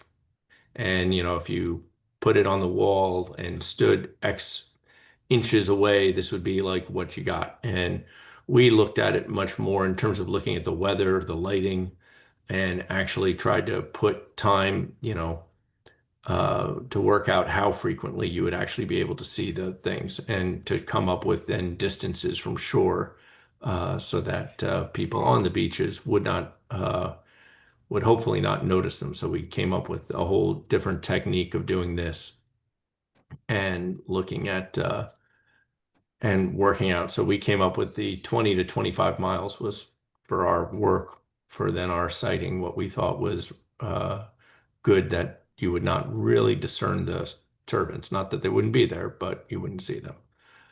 We also tried to do everything in a more quantifiable analysis as opposed to a qualitative analysis. So we took all sorts of different types of environmental data and we weighted it and then we overlaid it and we put together all these mixed analyses so that we could look at the area that we were studying to see areas of impact. And so this is just like one example where we're looking at a bunch of different environmental things, and you can see we've weighted the whales have a high weight, and certain things like corals for where we are, they had a lower weight. And then we did all sorts of sensitivity analyses to see how this would affect things. We looked at this seasonally too. So this is just one map of many. But we have spring maps, spring, summer, winter, fall, and then pre-construction, construction, post-construction, all these different options. So we try to make everything as technical as a way to actually put all this data together to try to make some real intelligent decisions about where to put the sites. With regard to shipping and navigation, New York's a pretty busy port. California, West Coast, you guys have many busy ports also. We tried to improve upon just the standard AIS maps where color coding for showing how much traffic is around and really understand. We created gates so that we could actually look at vessel counts that actually go through an area as opposed to just trying to see hot zones, and to understand how frequently two vessels do pass going opposite directions, and things like that. And so we just took this since obviously the port's very important, existing shipping traffic in the port was very important. We really wanted to understand this better, in more detail than perhaps like BOEM would typically look at this. So we kind of created our own different studies for doing this type of work. As I said, we did a lot of surveys and site assessments. We did a lot. We leased two wave met-ocean buoys that we put off to collect wind data. We did, some various, like I said, sonar surveys, and aerial surveys. And I mean, we spent a lot of effort and money on this. And there's a couple, it did provide us better data. And that data was also something then that the developers and BOEM could use. And in particular, we were looking at it as a way that by having this type of data, by getting actual met-ocean data, and having that stuff, that the developers then, when they were looking to bid on the lease areas, and then even more important, bid into the state's procurements, that with more data, they would be able to have shorter timelines and also to be able to provide the state better prices, because they will have more data going into the various auctions. And it also, I think, had a large amount to do with why all this work done by the state also had a large amount to do with why just the interest in the New York bite leases was so high. And like, this is just an example. We also did some of the survey work was also just for baseline data as well as for filling in. So we did this 3-year digital aerial survey, where 4 times a year, planes with high resolution cameras flew over this huge area. And we counted thousands and thousands of whales, birds, and everything, and came up with this incredible database. And that now, as the offshore wind is getting built, we'll be able now to use this baseline data to see what the actual impacts were. But don't ask me why. I don't know New York's schedule for actually repeating this work, but this was a pretty big, interesting thing. And all this data was public and online. So the end result of what we produced, at least with regard to siting, was a plan that was called the area of consideration. And that's the two big light purple areas that you see. This was where we were recommending to BOEM that BOEM puts wind energy areas. And then we also, we did not go as far as to say, like, here's exactly where your wind energy areas should go. We just said, here's a general area. And then we gave several indicative layouts of how wind energy areas, which is the darker purple there. This is one example. I think we had 5 different examples in the actual report, of how you could lay them out. And specifically, we were like, because the state had its goals of how much offshore wind that it was looking for, we gave BOEM, like, here's how we need a minimum of 4 wind energy areas, and each of the 4 wind energy areas needs to at least be able to hold 800 megawatts in order to make the state's goals. And it was written like that. And then we gave some ideas as to how they might do it within these areas of consideration. And again, this was all backed up by all the surveys and studies, that 20 studies. Everything flowed into this. So if I was then to, looking back on it and looking at the challenges we've had since, and some thoughts I've had for doing this work again, doing this type of work. And I think this kind of goes with what I heard in the last few minutes of the discussion before with Ken there.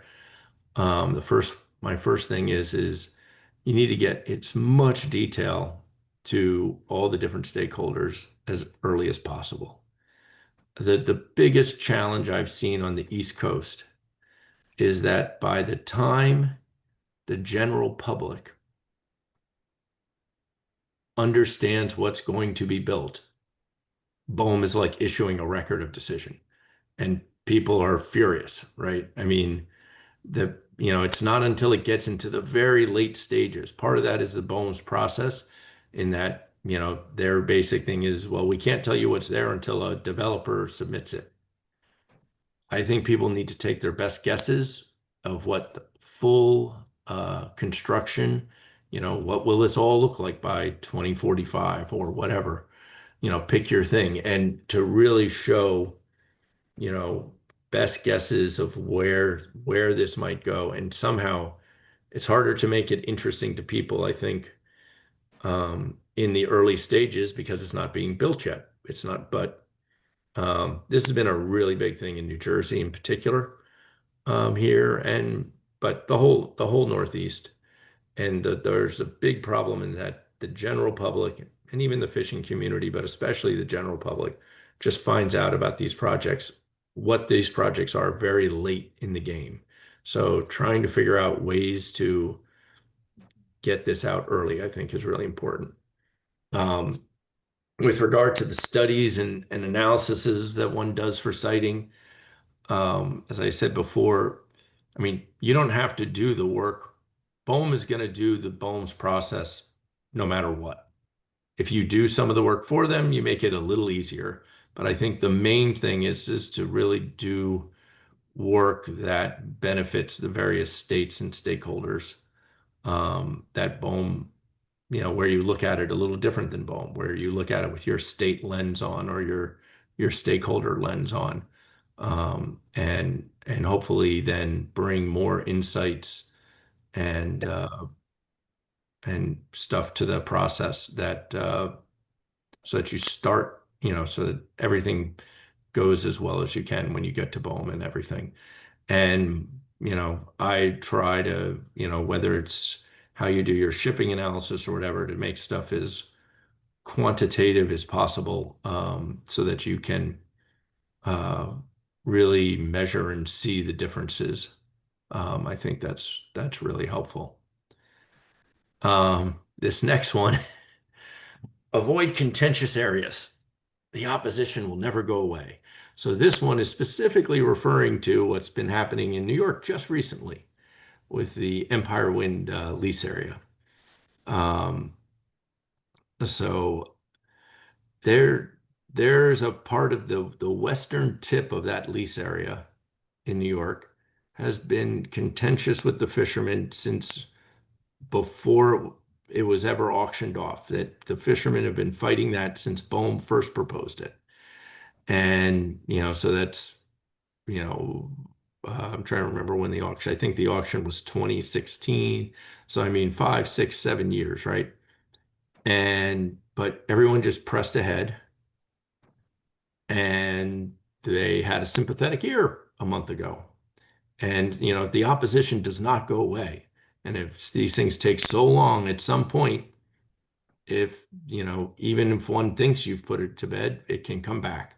So I think the best thing to do is don't go there, and even if one doesn't fully understand why they feel so strong about it, um, it's better to not go there. Same thing in New Jersey. They put BOEM put lease areas within 8 miles of shore, and it's been super contentious forever. They just shouldn't be there, and the opposition will not go away. And so it will just, maybe one will get it built if one has favorable administrations and things to happen, but maybe, but there's always a chance it will come back.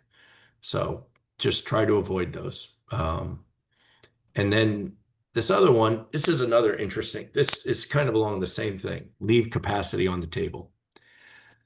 A big thing that like happened in New Jersey, and to a lesser extent some of the other things, but specifically New Jersey, is the developers proposed to the states projects that basically maxed out the capacities of their wind energy areas. In fact, they actually took their wind energy areas, like Ørsted took their ocean wind energy area and split it with BOEM into multiple wind energy areas so that each wind energy area was an individual project that was maxed out at capacity. So then when BOEM actually starts going through the EIS and making their decision, and they look at alternate solutions, like here's an alternate to not use this area that's important to fishing, or here's an alternate that's has less visual impacts. BOEM was very limited. Like the alternates are minor. It's like let's move 6 turbines because there's no room in the lease area to because then BOEM says, well, the state has Orsted has a contract for 1,100 megawatts, and there's only 6 extra positions that they can still make their 1,100 megawatts. So all of a sudden now all your alternatives are limited by the size of the lease area and the size of the power purchase agreement. Whereas if you had somehow left, and whether the state does this through their procurement processes, you can't use a full wind energy area. I don't know what BOEM would do. But if there was a much larger percentage available that was unplanned, not being used for capacity, then the developer could have been, an alternate could move turbines further from shore, or an alternate could have avoided the western tip of the Empire Wind lease area. But if if the projects proposed to BOEM max out or near max out capacity, then it greatly limits the flexibility in terms of looking at options. And when problems, because these projects again take so many years, things that maybe you didn't think were important this year will be important 5 years from now. And if you don't have the flexibility to modify your projects, then you're tough. Then you start getting into either this doesn't get built or has other challenges. So, and then the last thing, which has nothing to do with the East Coast, but as a naval architect and developer and someone who's been working on offshore wind for a lot of years, you've got a lot of West Coast specific things, floating specific things, with regard to your mooring systems, your cables, and everything else. Um, Little things like, I mean, the California lease areas, the 5 existing lease areas, those shapes are horrible for mooring systems. And it just minimizes the capacity you can get in them. Ideally, you'd want something that's more square or round. Um, um, and there's a lot that's going to happen with regard to fishing impacts. It's going to be totally different than the East Coast because you're going to have hundreds of miles of mooring lines and cables in the water. So there's definitely different impacts for fishing and stuff. So I think different types of studies and thinking needs to go into it. So just the earlier you start those and start discussing those with the various stakeholders, the better. So those are my high level thoughts. You also have some things that just haven't been done yet too in terms of the floating for this scale. So there's just a lot with floating to do. So I think any jump you can get ahead on BOEM, on the BOEM process and some of these specific things would be really good. So with that, take any questions? Yeah, thank you very much, Greg. So we'll begin with questions. I'll lead off with one. Can you give us an idea, order of magnitude, what the state paid for its data acquisition efforts? What kind of investment did New York State make in that?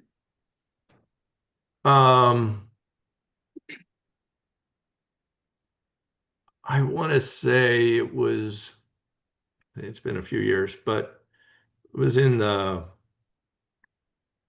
original budget was I want to say about 5 million.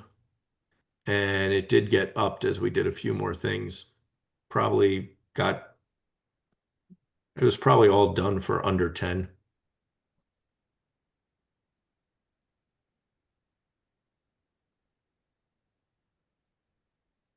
Thank you. I'm sure Robert? all that data is still public out there somewhere. I'd have to, it could be dug up. Well, that's good. That gives us an idea. Robert Shepherd, you have a question? Yeah, thanks for that presentation. That was really interesting. A couple of questions I had. One related to so at the end of all your studies, you basically said, here, here, and here are good areas that, we think would be, productive and non-controversial and good spots. Did Bessie then take those on and sort of build off them, or did they just say, oh, that's interesting and we're gonna go do our own thing? They originally said they were going to build off it, and then they ultimately did their own thing. Yeah. That's nice. So they ended up repeating. I mean, they used some of our data, but I had hoped for much greater efficiency of moving their process along faster, but I will say it did not speed up the BOEM process at all. The BOEM process was the BOEM process. And their lease areas were pretty much exactly within our area of consideration. Well, they all ended up within our area and, slightly different shapes than some of the stuff we proposed, but it only took them 1 year longer than it took us. Perfect. Next question, Jeremy Firestone. We'll get you next, Michael. Hey, Hey, Greg, Jeremy. good to see you. Good to see you. So I sort of most intrigued by your suggestion about leaving capacity. So something that President would be happy about. I still remember one of the developers who said to me, I'm really in the business of real estate development. So they get their lease area and then they want to develop it to the max, just like someone who's doing a hotel or a condo or anything in a city. And how would you operationalize that kind of constraint? So would you say you can build in, say, 80%? Is that how you're thinking about I would this? say, yeah, I would say it would have to be because BOEM's not going to do it. So I would say that the states would have to in their procurement, and you'd want to do this before people even bid on the lease areas, ideally. But even if they have been on the lease areas, so well.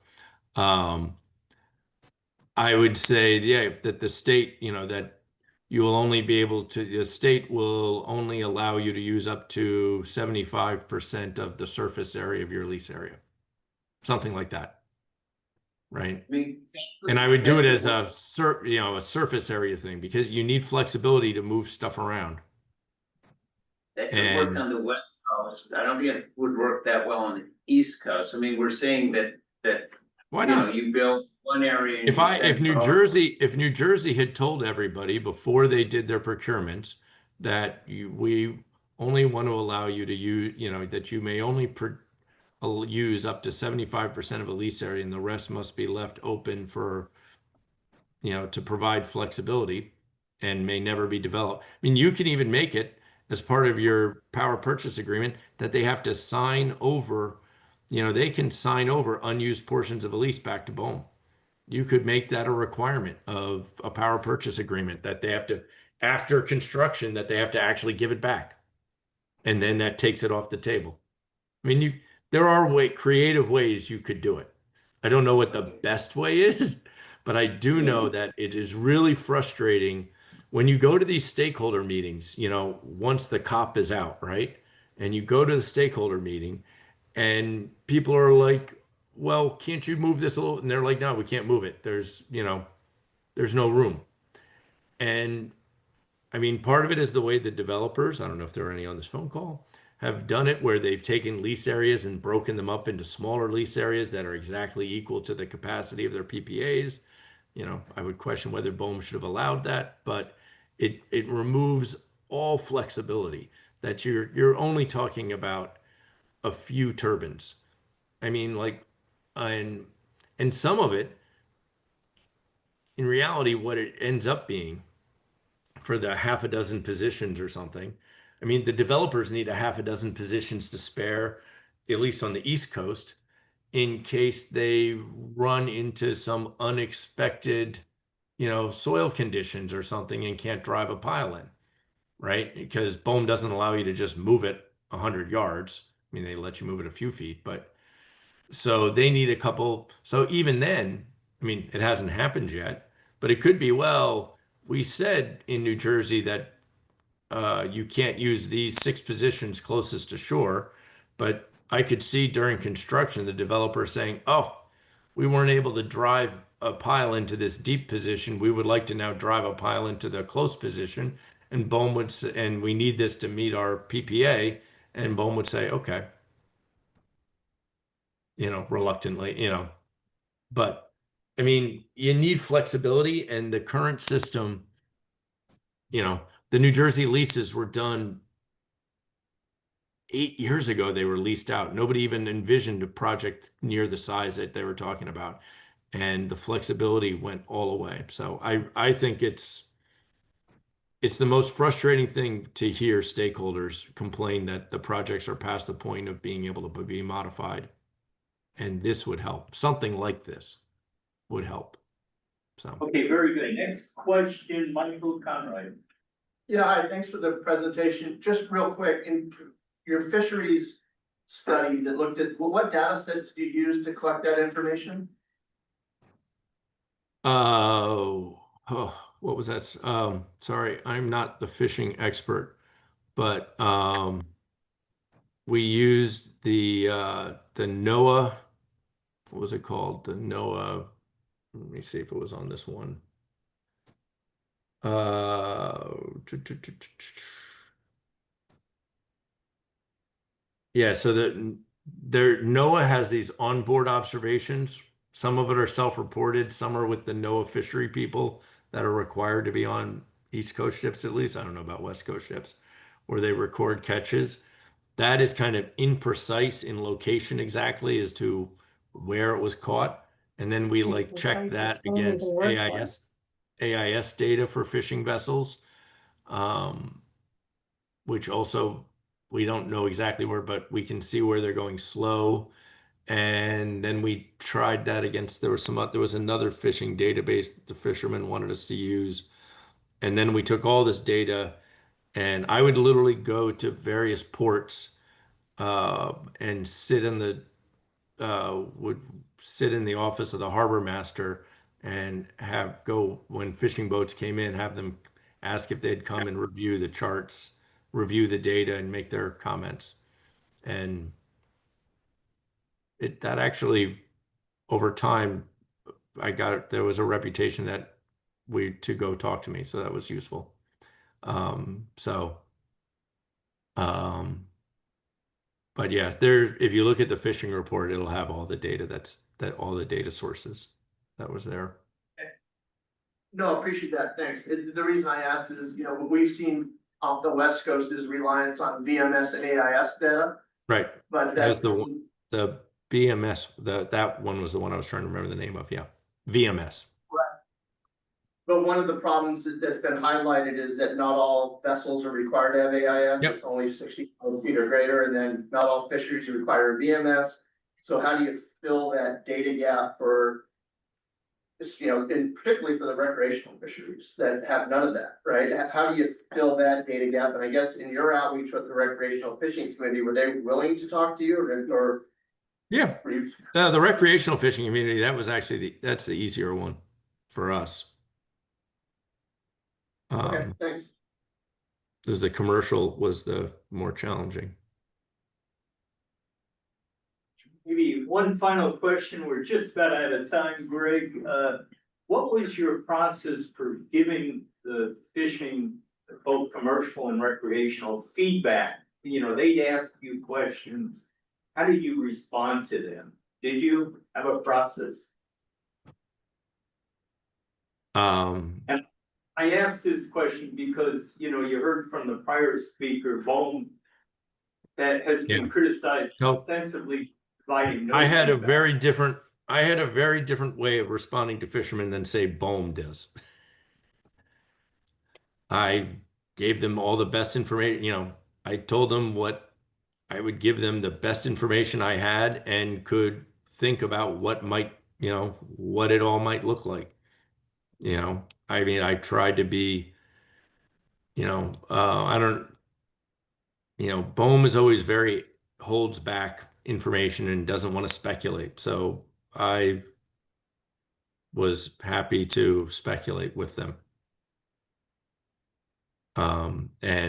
And try to give them as much information as possible. All right, well, thank you, Greg, very much. We do have the New York State reports on our website, so we can look at those. And Greg will, I hope you're available for further questions in the future, should we have them for you. Sure. But yeah, and thanks again for the presentation. Oh, my pleasure. Okay, now it's time to break for lunch, and we'll be returning. We'll shorten our lunch period, and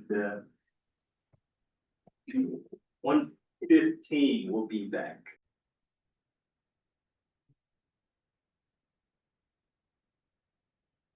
Yes. Thank you. Welcome back.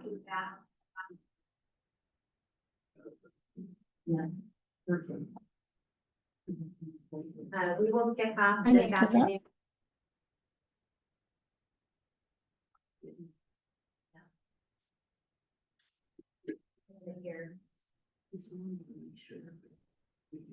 Okay, we'll kick off this afternoon's session hearing about wave energy and the Pathway Project. We have Sarah Hinkle here to join us, who is an associate professor here at OSU. Welcome, Sarah. Thank you. Thank you.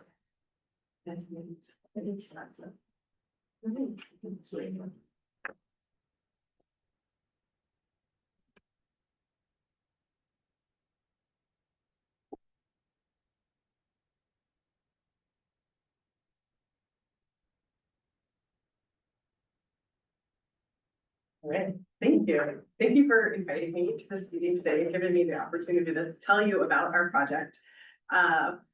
Caroline let me know to talk for 15 minutes and allow 30 minutes for discussion. So the slides are a really high level overview of the process. I'm happy to dive deeper into any of the things that I touch on today. So I just titled this Developing a Wave Energy Project, and you can go ahead and start the presentation.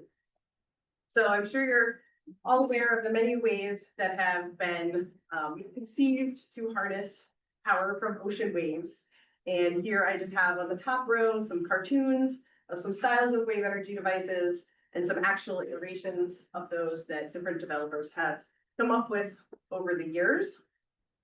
And so wave energy can be harnessed by point absorbers, which was Ocean Power Technologies, was one of the first developers interested here in Oregon and one of the first ones to come and start engaging with the community and with us at OSU. An attenuator harnesses power through the articulations there. And so the Pelamis wave snake was one of the flagship styles and tested quite a bit in Europe. We never saw them here on the West Coast. Submerged pressure differential. There I have pictured something called the Archimedes swing, but we also, we do have a group of developers here in Oregon called M3. This is 3 guys named Mike. They were actually OSU undergraduates many, many years ago. And so you may see the M3 device as a submerged pressure differential example. You're investigating an oscillating surge converter. It's personified there with the oyster, and it works just like an oyster. It's fixed to the bottom and has a hinge and can flap back and forth. And the oyster actually generates power not in the ocean, but with a turbine on shore. And that articulation of the valves pushes water to a turbine on shore, a pressurized freshwater line. It's not using the seawater at all, but pretty clever device. I think if you want to have your power generating parts on dry land and a little bit more accessible. And then the oscillating water column. Here I have pictured the ocean energy device, which is actually at the wave energy test site in Hawaii at the moment, and I'll touch on that in a bit. But those kinds of devices actually generate power by using air moving through a turbine but using the oscillations of the water column to push or essentially pull the air through. So pictured in the cartoon as a horizontal orientation, but in the ocean energy device, that turbine is on the front. All right, next slide. So a little bit of history of US Pacific wave energy efforts. We've been working on this for quite some time. So we're now in 2025, which means 2004, where my timeline begins, is over 2 decades ago. And that's when the wave energy test site in Hawaii was first established. In 2007, we had our first deployment off Newport, Oregon, which was the Finnevera buoy, which did sink, but it was recovered. And so in some ways, that's a good story because they followed through with their liability and recovered the object from the seafloor. Just after that fiasco, we held the ecological effects of wave energy develop here at Hatfield in this exact room that you're sitting in. It's there. The following year, we established the Northwest National Marine Renewable Energy Center, which is a DOE funded center of excellence. They named them all National Marine Renewable Energy Centers, and we were the Northwest one. And so they gave us a really hard to pronounce acronym, NMREC, which we had in more recent years shortened to PMEC, the Pacific Marine Energy Center. So you'll see the branding on the slides is now PMEC, which is way easier to pronounce. Later that year, we had Columbia Power Technologies testing off Newport, Oregon. In 2011, that Aquamarine who developed the oyster, they leased offices here in Newport, and we got really excited. Nothing ever came of that. In 2012, Columbia Power Technologies deployed a device off of Newport. And then down at the bottom, I've got some highlights of when different wave energy devices were tested at HIMRIC, the Hawaii site in Kaneohe Bay. So we don't have yet commercial devices off the West Coast, but we've been working on it for a really long time and had plenty of time to think about the consequences and the process. Next slide. So that brings us to PackWave. I go ahead and click again because this is an artist concept drawing. This is not to scale, and it is definitely not this close to shore. I went back and looked to see when we got this. I have been using this at presentations since 2014, so this is a really old concept. But the idea is that we would have a test site where Oregon State University would basically have, you can think of it as 4 extension cords out into the ocean to a pre-permitted site where developers could bring their devices to test them without having to go through the whole permitting regime themselves. So that's an artist rendition from over 20 or 10 years ago. And if you click the next slide, you can see the actual timeline. So starting in 2011, with some preliminary design, site selection, then we had 7 years of permitting and began construction in 2021. We hope for next year. And Carolyn asked me to talk more about this process. So next slide will go into some preliminary design and site selection. So initially we had some site criteria. So we wanted water depths of less than 100 meters. And we were thinking probably more than 50. We have, just because of that's where is the most designs that had been conceived of at the time, which again, reminder, this is like 2011. That seemed to be the sweet spot for wave energy at the time. We wanted a sandy seafloor because we know that rock is really high value habitat and more rare off Oregon. We have many square kilometers of sandy seabed. So not limiting there. We wanted to think about distance from shore because of the cost of cabling. We wanted less than an hour transit from whatever port we would be working out of, and to consider existing ocean users and potential space use conflicts.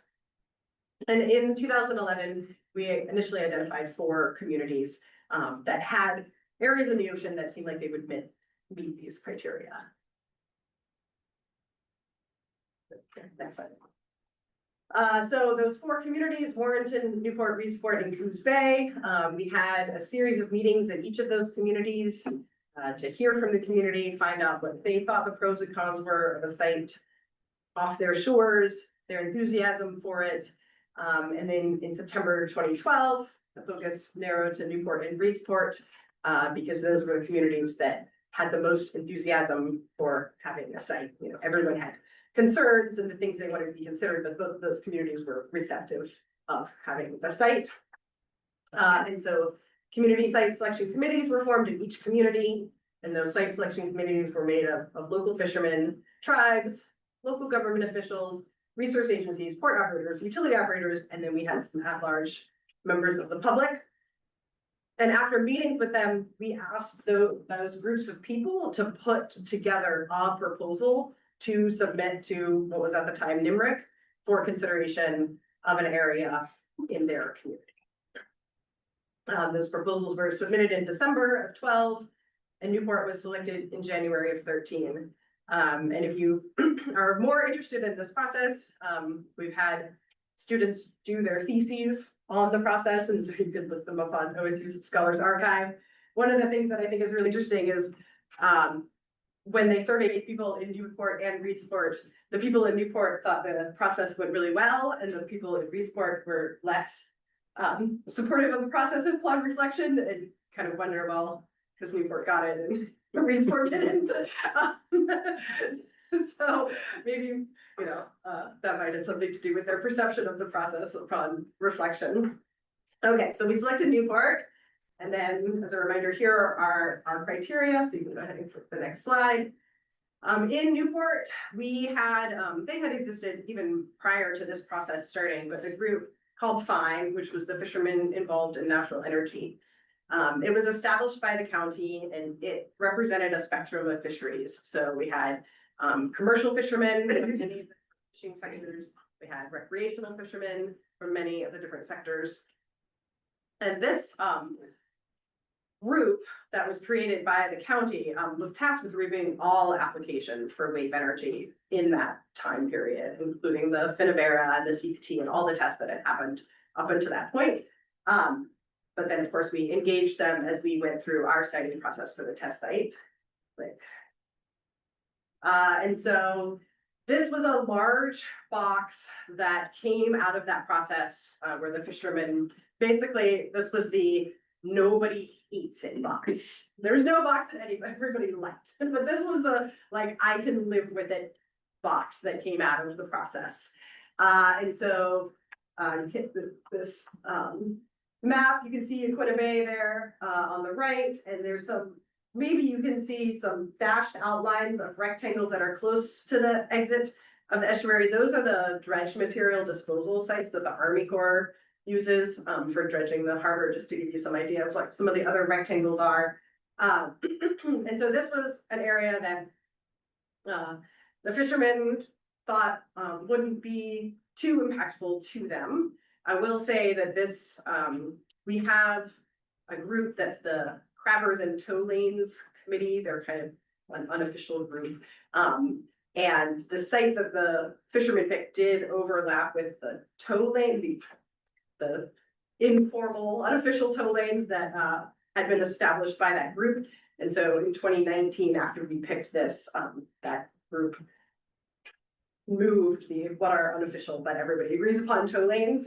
So that was part of this whole consultation. This impacts to shipping. So, and then if you click one more time, eventually, over the years, our official site, which we had committed to being 1 by 2 square miles, was down selected to the southwest corner of this I can live with it box. So that's where we begin the next phase. So our 7-year permitting phase. This is just a graphic to show the overlapping jurisdictions that we had to deal with for this process. So there they are pictured visually, and on the next slide, they are listed. All the agencies that require some level of consultation. For the, excuse me. for the FERC licensing process, we went through the collaborative licensing process, which meant rather than we, the applicants, coming up with everything and then submitting a document to be reviewed, we worked with the agencies to develop our application materials. And so those in blue, which there's not a lot of contrast here, were part of that collaborative work group. And in meetings, Celia was in many of them. Hard to know how many meetings there were over those 7 years, but many, many meetings to develop a package to submit. During that time, we were doing lots of surveys. So here was one, this report is from November 2014, where 3U Technologies did a desktop survey for cable routing, coming up with taking data, existing data, and thinking about where cable routes might be appropriate. So next slide, came up with some potential cable routes, starting at the airport or Oda Beach or Driftwood, based on desktop surveys. The next slide, we down selected to Driftwood. And so now we've got like people are out there running surveys across the sand. Then once that had been decided, and we got our license. I guess I should put that as a major milestone that we did actually get a license. Then we start construction and system testing. And so down the picture on the bottom right is directional drills that were placed at the Driftwood State Wayside and drilled horizontally 4 separate boreholes a mile to a mile offshore. And so in the photo above that, that's the darker blue lines before they start separating. So this was one of the largest directional drill operations. We had 2 horizontal directional drills, so they were simultaneously doing 2 of them, drilling and installing conduit, and then the other 2. And then we also have our shoreside facility, which is the building, the artist rendition of that building pictured above. That's a little bit further south, the star that says UCMF on there. So then they took one of the drill rigs and took it up to the shoreside facility and started drilling 50 feet underground from the beach and from the facility. And the like over a mile, they can just bring them and they just line up. It's just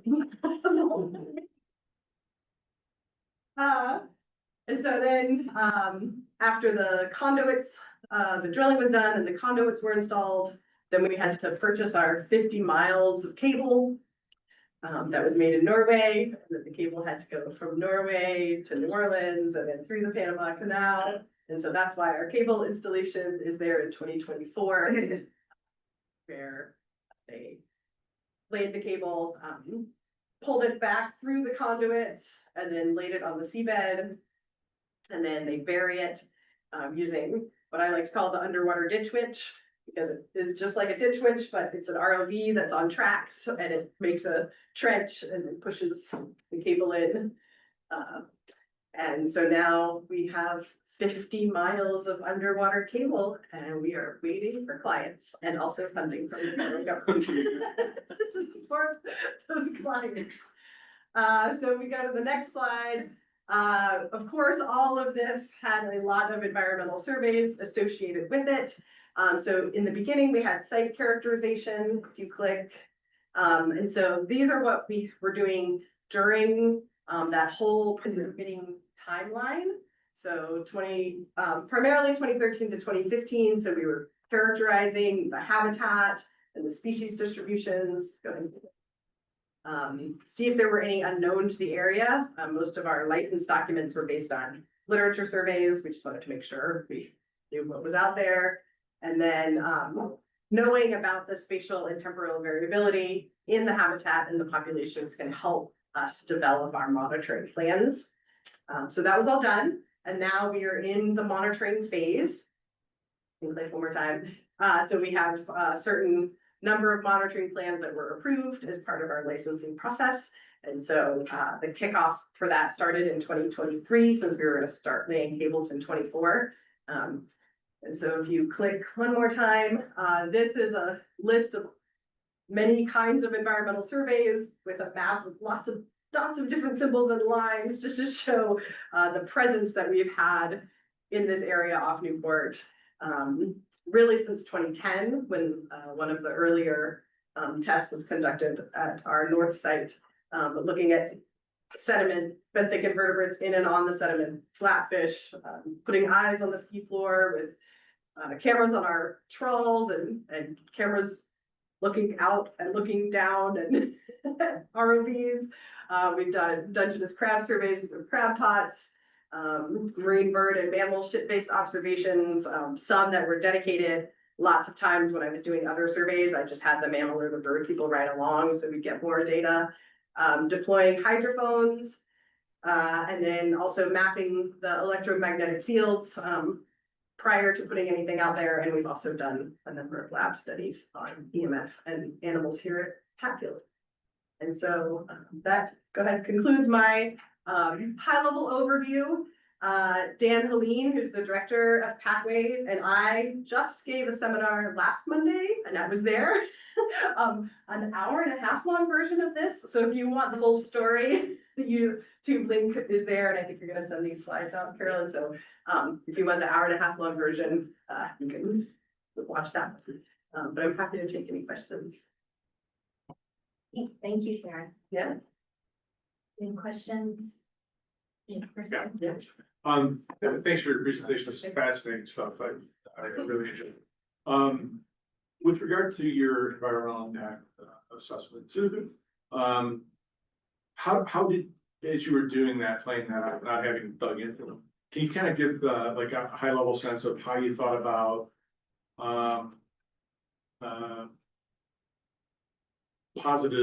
possible positives of, because I'm thinking that the cables, for example, might have impacts on bottom trolling, whatever sort of stuff. So it's, in some senses, you could think of perhaps there's a positive net environmental impact in that regard, and then there's the offsetting negatives. And how did that play out as you were doing that process? Yeah, the potential positives is something that's really hard to wrap your arms around, and also is really specific to who you are as your starting point.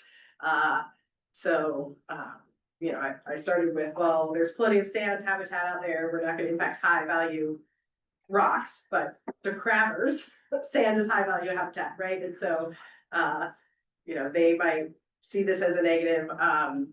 In terms of potential positives, such as, you know, putting hard structure, fish attraction, recruitment, that is built into, we have I should back up. Our 4 license required monitoring plans are 1, organism interactions. And so that's the one where we'll be looking to see what kinds of organisms are settling on devices or anchors or accumulating around them. The second one is the benthic habitat in organisms. And so that's continuing to take the box score measurements, look at the sediment characteristics and the organisms living in and on the sand. We have acoustics, which is measuring sound in many different ways, which I can get into. I'm sure will be a follow-up question. And then monitoring for modeling and measuring electromagnetic fields.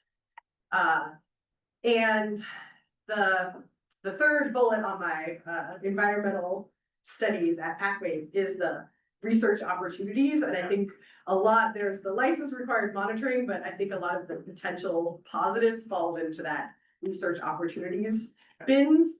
And we have been taking advantage, my presence there, maintaining this time series with the box scores and the video surveys has just enabled like so many other projects about what are species doing out there. And I've been sampling this site now since 2013. So some of the like incredible long-term trends, you know, 10 years of data before we did a thing out there, really has enabled us to know a lot more dynamics of the site. Thank you. Sure thing. So I had a couple of questions. As I understand it, most of this cable is buried, right? Either very deep or relatively deep. How much of it is exposed at the site? I don't have the numbers on that, so as much as possible to the site is buried. Right, Where we weren't able to achieve burial, we have the mattressing put on, and so if you're not familiar. Does anyone want me to explain mattressing? It's come. Concrete, yeah, laid over it. And then, once you're inside the site, of course, the cables are not buried because we want to be able to pull them up to plug the right. device in. I don't know the percentage of burial that we did achieve. Okay. A lot. And then my other question was related to when you were doing the planning and the investigation and getting people to buy in on, yeah, this is the site that I least object to. Was that only related to the cable itself? Because that's all you're actually installing? Or was there a discussion on what potential devices are gonna be out there at that site doing the generation of the power?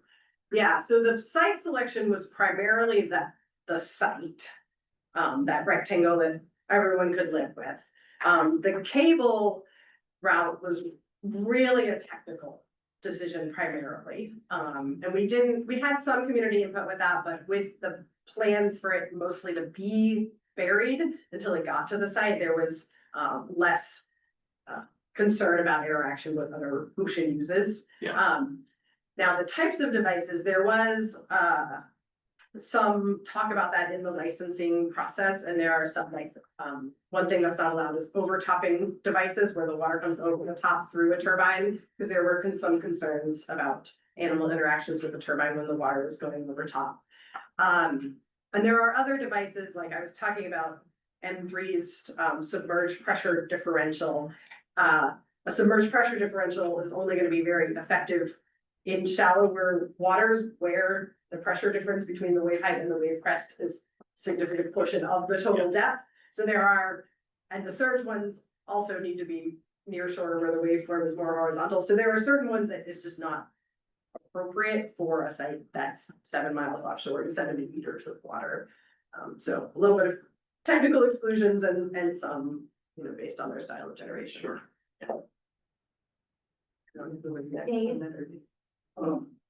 Thank you.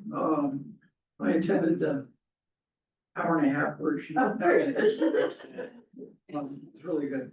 How much energy is produced by these devices relative, for instance, to the large wind turbines? A lot less relative to a wind turbine. Some are just kilowatts, some are a megawatt, some might be 3 megawatts. But a wind turbine, now they're talking 10, maybe more. So they serve a different purpose, I'm curious, than the large offshore wind farms supplying an enormous amount of energy through these large cables to the transmission lines on the west coast of the United States.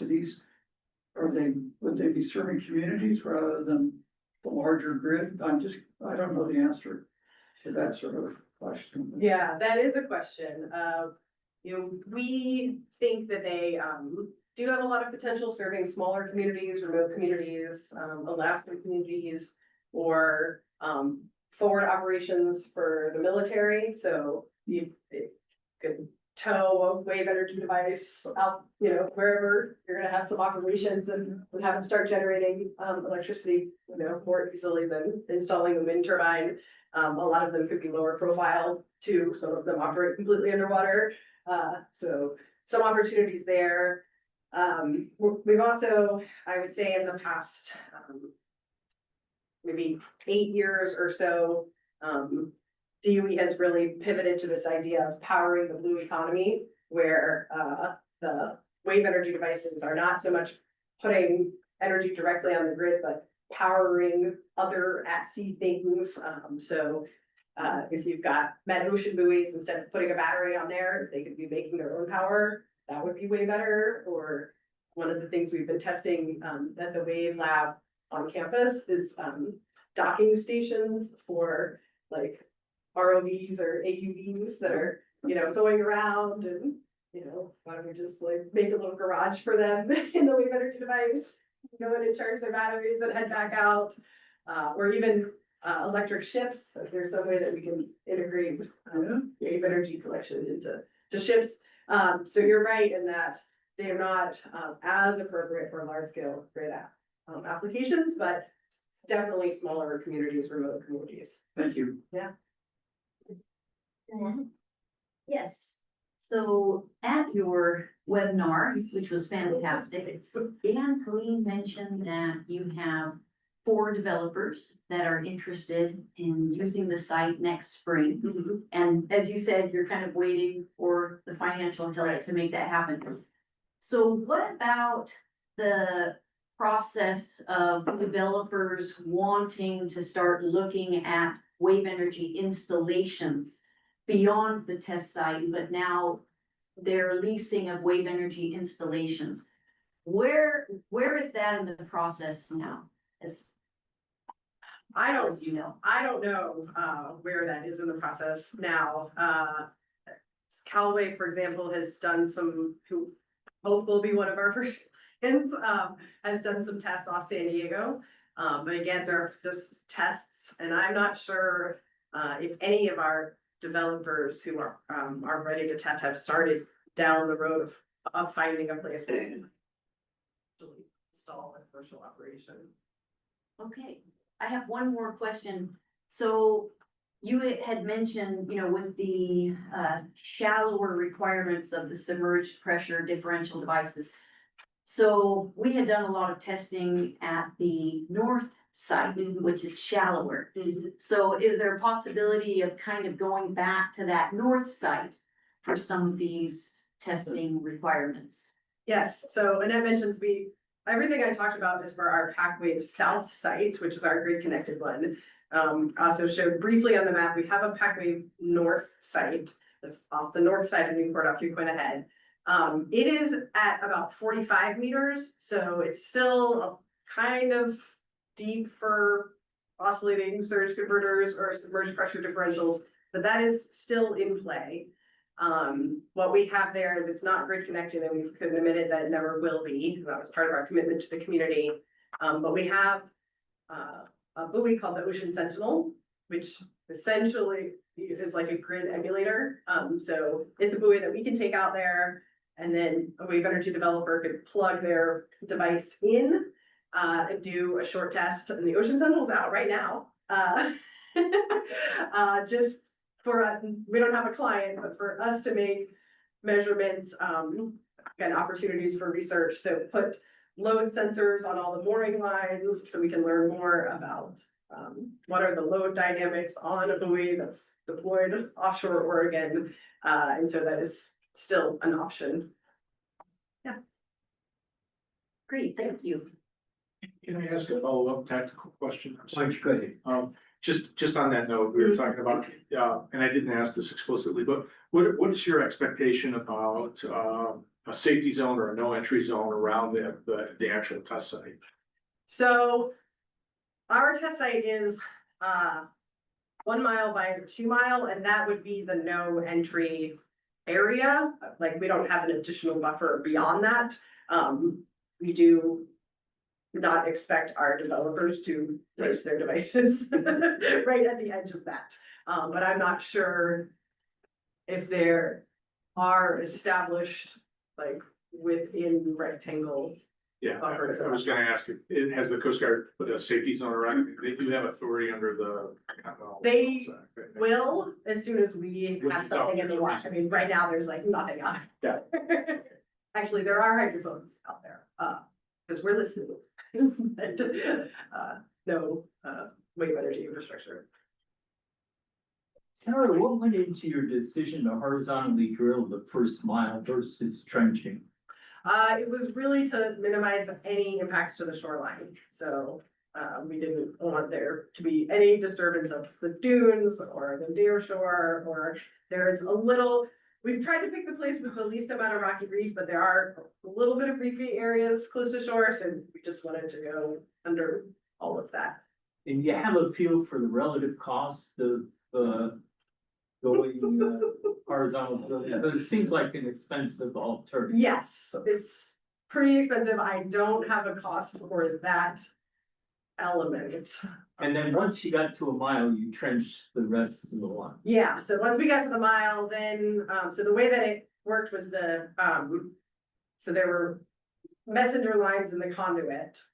And so then when the cable laying ship came, they connected the end of the cable to the messenger line, pulled it back through the conduit, and then that ship just laid the cable on the surface. And then, like I said, we had that ROV with the tracks that then made a trench, and it's a really, I mean, the cables, did you anyone bring? There's, maybe after lunch I'll go run and get you, if we have some chunks of the cable in the iLab, I can bring them in for you.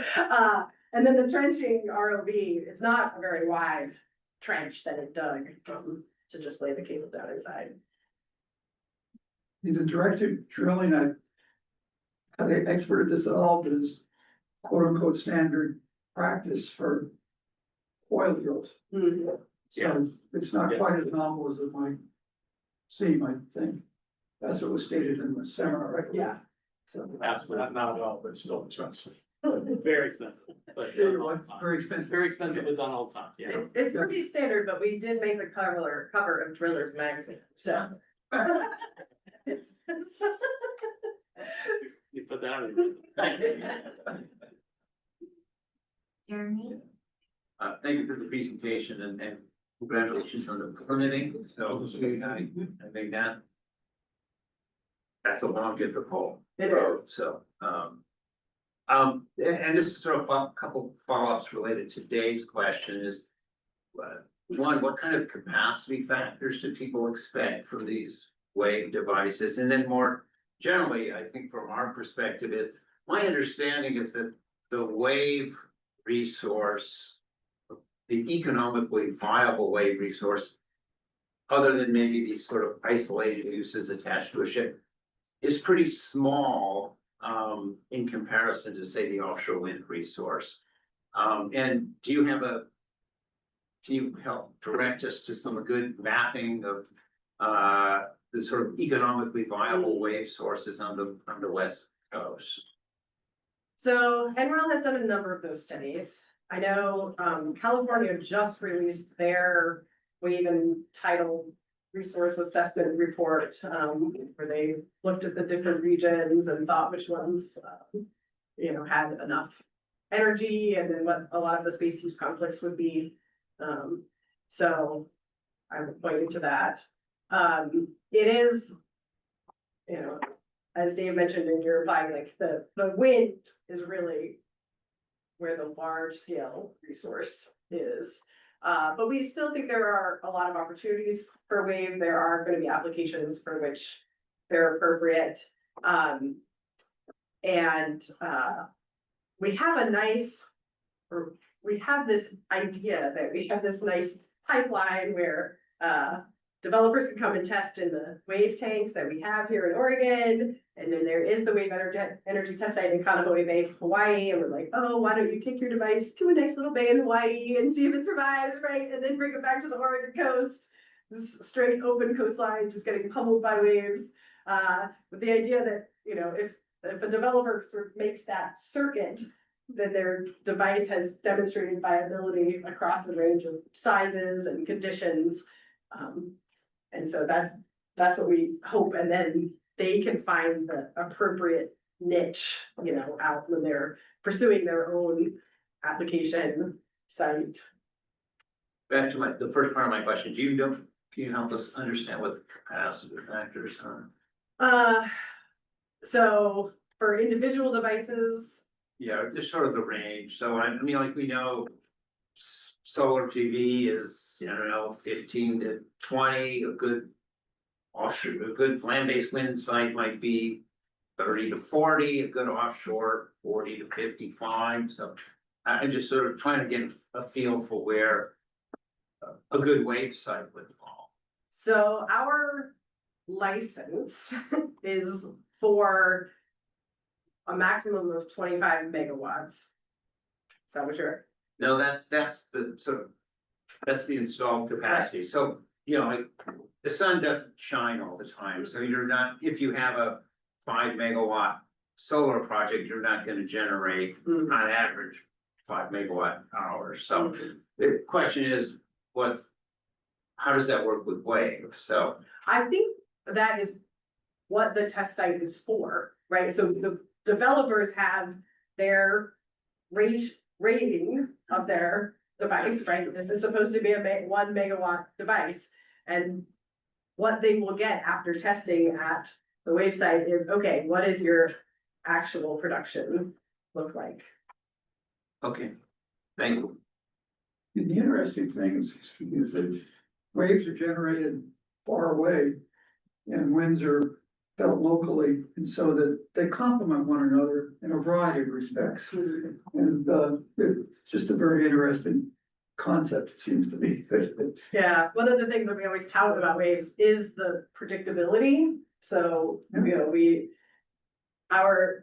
the buoys that are offshore give us a 48-hour lead time on the wave heights, and they're pretty accurate, especially in Oregon, where the coastline is straight and we don't have barrier islands and, you know, a bunch of things that lock off the models. So it is a really nice complement to things that, you know, like wind and solar that aren't as consistent, and wind is less predictable. And so in terms of like integrating with the grid, utilities this would be an appealing resource for them because of its consistency and predictability. Can I ask a question following up on sort of the Jeremy's, I'm gonna call it the economics of the case?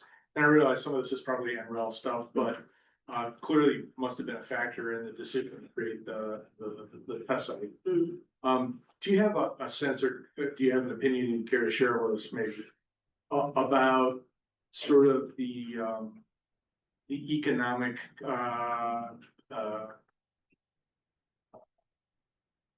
profitability of the test markets? And specifically what I'm looking for there is, if you think about solar as maybe a comparison, that became a powerful force in energy generation when the cost plummeted 90% in 10 years, right? So do you see opportunities for the cost? And obviously the test bed is going to help with this, but what would that look like, and what should we be looking for in terms of the future of this as something that's going to always be boutique, or might become more widespread? Yeah, I think there's opportunity for it to become more widespread, but it's still gonna be limited to the right application. You know, look, it'll never be solar, because you put solar panels almost anywhere, including on the surface of the water. I've done a couple of those projects of floating PV. But we're a long way from that, and also we need support to get there. So I, you know, as a marine ecologist, never thought I would know things like this, but the R&D budget for solar inside ERE and DOE is still like 3 times what it is for ocean energy. Well, solar R&D, does solar still need R&D investments, right? Like, it's pretty much rolling. And so if we're ever gonna get to the point of being able to lower the cost of energy, right, the kinds of federal after you revoked her visa, armed and So We have just, time for one more I'm sorry. question, and I was gonna turn to Tracy. Thanks very much for the presentation. Interested to know, in your opinion, if you took one of these devices and scaled it up to a large scale commercial operation, do you think it would negatively impact the ocean currents or the ocean waves in a way that kind of affected the larger ecosystem? Oh, that is the question, Tracy. You know, I think it's gonna depend a lot on the style of wave energy device, the array configuration, you know, how much of the energy extraction is overlapping. Do waveforms have the opportunity to recover between and behind devices? Yeah, I mean, that is the ultimate question. The most we have modeled is 5 devices at the Packwave North site, and 5 devices 3 miles offshore. You're not having a change on the shoreline, so I can tell you that much. But if we were talking about a commercial array to put energy on the grid, it's gonna be a lot more than 5 devices. So at some point, there's gotta be a threshold that we cross. But I think that's not known yet. And again, that's why we're building it this way. You can start making measurements instead of just doing computer models over and over and over again. Great. Thanks. Thank you, Sarah, You're for welcome. joining us Yeah. and look forward to our field visit. Yeah. Okay, now we'll turn our focus to floating wind technology. We have two speakers. The first is Spencer Hollowell. And Spencer will speak to the work being done at by the Deep Sea Wind Consortium and the University of Maine in offshore wind development. Spencer? Thank you, and let me try to share my screen here so you can all see what I'm talking to and about. Did that come through okay for everybody? Yes. Yeah. Great. Thank you all for having me. I'm speaking here on behalf of the University of Maine and the Deep Sea Wind Consortium. I'm Dr. Spencer Hollowell. I'm a senior research engineer at the University of Maine. I'm housed at the Advanced Structures and Composites Center, where we use advanced structural engineering and material science techniques to solve infrastructure challenges. And one of those challenges is developing and deploying floating offshore wind technology. Within our group, we have two main focuses. That's the development of floating hull technology, as well as advancing the mooring lines that keep the floating hulls on station. And I help lead up our mooring design and analysis group. So I just guess set the stage here. The question always is why floating? And of course, a lot of us have probably seen this map, and the takeaway here is basically that the majority of the offshore wind resource in the United States is in areas where floating wind will be necessary to found the wind turbines. And to go a little bit deeper on this map, one thing that isn't typically shown is the different types of design regimes that you have on the different coasts of the United States. So for example, where I'm from in the Gulf of Maine and off the Atlantic coast, you have a regime which is usually controlled by fatigue effects, and you have seasonally dependent extremes. So in Maine, we have very powerful winter storms. Off the middle Atlantic coast, you'll have powerful hurricanes still make it that far north. And off the New England coast, you have a kind of a mix of that extreme. Whereas on the West Coast, you have a very swell-heavy wave environment. The environment for both wind and waves is very directional. And then, of course, you have the effects of being in seismically active regions off the coast of California and what we call very deep water. So for West Coast specific activities in those deep water areas, especially where the California lease areas are, we have 5 lease areas currently that have been released as of 2 years ago, and that represents over 4 gigawatts of potential offshore wind capacity. And all of those deployments in the lease areas off the coast of California will be in floating water. And then, of course, we have the Cademo project, which is just located off of the Vandenberg space base, which will host several wind turbines, and all of those will also be deployed for floating offshore technology. What that may look like here, again, I'm borrowing a kind of fancy graphic here from NREL, which has become infamous or famous in showing the different technologies that we have for floating right now. In the commercial development, there's probably over 100 different topologies and concepts for floating offshore wind. The University of Maine has 2 of such concepts that I'll get into in a couple of slides here. But they basically follow 3 different topologies of the hulls and 3 different topologies of the moorings. So the first hull type here on the left is a spar buoy. So you basically have a very long central column that provides your buoyancy to keep the station upright. And you have a counterweight effect, much like the keel on a boat or a ship, to provide your stability. A spar buoy can have any type of mooring system. You very likely aren't going to see a taut or a TLP type mooring for a spar, but it is possible. The middle such turbine or floater topology that you see here is what we call a semi-submersible. And so that relies on the water plane area for the stability of the structure. And you have very long riding moments because you have these flotation or pontoons that extend away from the center of gravity of the structure. Again, this floating topology can use several different mooring types, and I'll discuss those moorings as I get to the bottom of the slide. And then, of course, the third typical floating wind turbine concept here is what we call a TLP, or a tension lake platform, where the stability of the platform is dependent on the mooring lines themselves. So you need very taut moorings in order to prevent the wind turbine from tipping over during wind generation. So that, of course, brings us to the different topologies of the moorings. So the TLP, or the tension leg platform, is one such. And you're highly dependent on those mooring lines to provide stability and station keeping of the structure. So to ensure that your structure isn't floating away through the ocean. The other type of mooring system that you're likely to see on the West Coast is a semi-taut mooring system, in which you have a long length of either synthetic rope or steel wire connected to two different lengths of chain, both at the top and the bottom. The wire rope or the synthetic rope is going to provide you with the elasticity in the middle of the system, and the bottom chain provides you with a catenary effect. So you have kind of a hybrid elasticity catenary going on, and that provides you your restoring force for your floater. As we go in between the semi-taut and the TLP or taut concept is what we have a fully taut distributed mooring system, in which now your lines are actually straight. They don't rely on the catenary effect of any heavy chain to provide station keeping. In this case, you rely on just the elasticity of the mooring lines themselves, and those likely will be constructed of almost entirely synthetic rope in this case.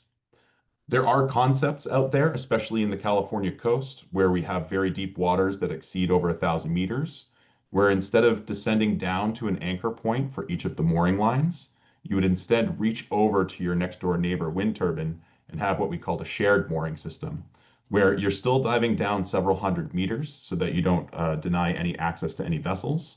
But you are providing your station keeping by sharing the loads between turbines and then reaching out to an external anchor site. So that's just a flavor of the different topologies of floating offshore wind turbines and mooring systems that you might see on the West Coast. I like to say that the easy part for designing floating offshore wind hulls is that you can place one pretty much anywhere as long as the water is deep enough. The site specificity comes into the mooring system design, because that, of course, is what ultimately distributes your loads down to the anchor points. And you have to take into consideration all of the local effects of waves, wind, currents, as well as changing bathymetry across the site or even between anchors of a single wind turbine.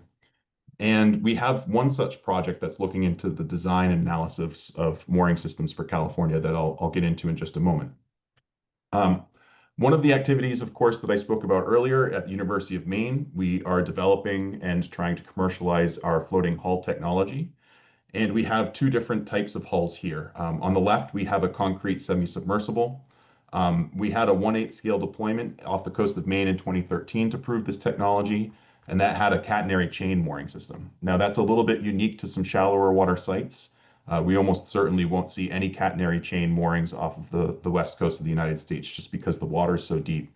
The chain would be prohibitively both expensive and heavy. And on the right, we have our concrete cruciform barge, which is really a mix between a semi-submersible and a barge. And the novel technology here is that it has an internal passive damping system to limit the motions of the turbine so that the turbine OEMs stay nice and happy.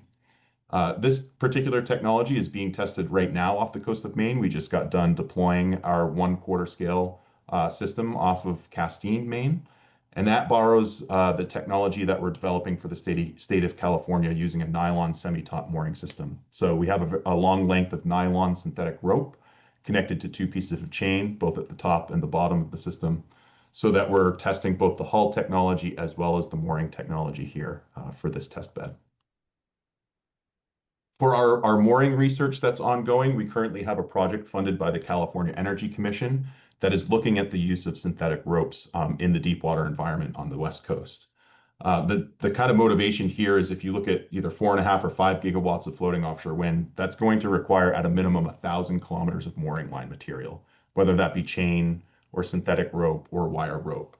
And the current world production capacity, especially for the chain components of these systems, can't keep up with that demand. And so we look to synthetic ropes to fill the supply chain needs for these deep water moorings, because it's much easier to spin up a rope manufacturing plant that basically weaves these synthetic fibers, whether they be polyester or nylon or HMPE, than it is to have a chain foundry. This research looks to develop a taut synthetic mooring to the 50% feed level. So the feed is the front end engineering and design. And what that basically means is that at the end of this project, we will be able to provide a package, whether it be to a developer or a floating offshore wind installer, where they could then take this mooring system and use their real cost estimates to see what the system would cost at full lease area deployment. The idea here is to minimize what we call jewelry. So those are really fancy pieces of mooring hardware that end up making the installation procedure much more difficult. And there are also points of decreased reliability. So we're keeping the system simple, and we're borrowing installation procedures from the oil and gas industry that are already in place, using the vessels that are already available in the United States and are Jones Act compliant to do the installation as part of this research project. The idea here, also is to minimize environmental impact. And that's one of the reasons why we've gone with a TOT system instead of semi-TOT, because the TOT system has a much smaller radius and takes up less space in the water column. And it also doesn't have those heavy chain components that are picking up and touching down on the seabed over and over again to disrupt the benthic environment. At the end of this project, we'll be undergoing ABS review, so the American Bureau of Shipping will do an approval in principle of this technology, and that in conjunction with a water basin test to prove the technology will raise it to a readiness level of 4. This is just a really brief look of what our TOT system looks like. This is very similar to what may be seen and deployed in California as the floating lease areas start to be deployed.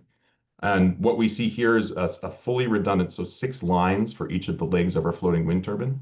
And it's what we're calling a nylon hybrid system. So we have nylon as the main reach of our mooring material. And then we have a leg of HMPE rope, and we call that a mud rope that dives down to the anchor location.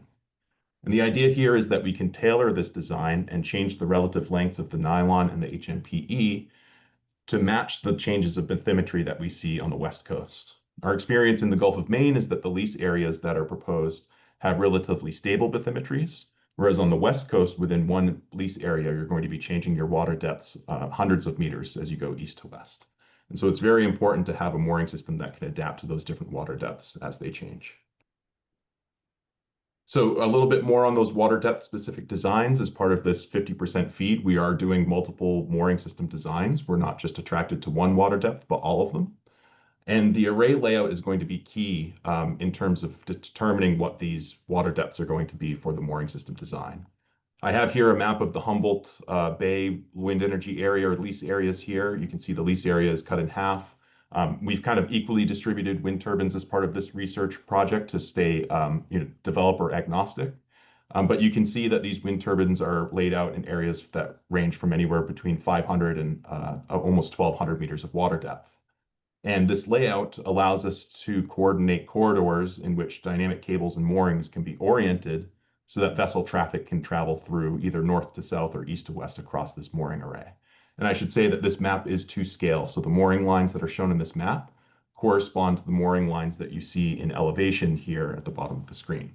So as we go from shallow water to deeper water, you tend to increase the mooring radius. So as you go to deeper water, you need a larger radius, unless you have a tension leg platform, of course, that has a radius of basically equal to your platform itself. As part of this project, we've done an environmental assessment. So we take the amount of seabed area and the ocean area that is impacted or taken up between a fully TOT system, and we compare it to what we're considering the baseline system, which is a semi-TOT. So again, the differences here is that the fully TOT basically dives straight down to the seabed at an angle, whereas the semi-TOT has a long length of line and a long length of chain so that you're approaching your anchor at a horizontal pull angle. And that's the basic difference here. And we can see some pretty good reductions in impacts here when we go from semi-TOT to TOT. The total amount of sediment that's disturbed or your benthic impact reduces about 20%. And then the fisheries and the cetacean or whale or marine mammal impact decreases by almost 75% in each case. And that's a relative function of what the mooring radius is as you go from the shallow water to the deep water here. This work has been being conducted by the Darling Marine Center, which is our marine science group at the University of Maine.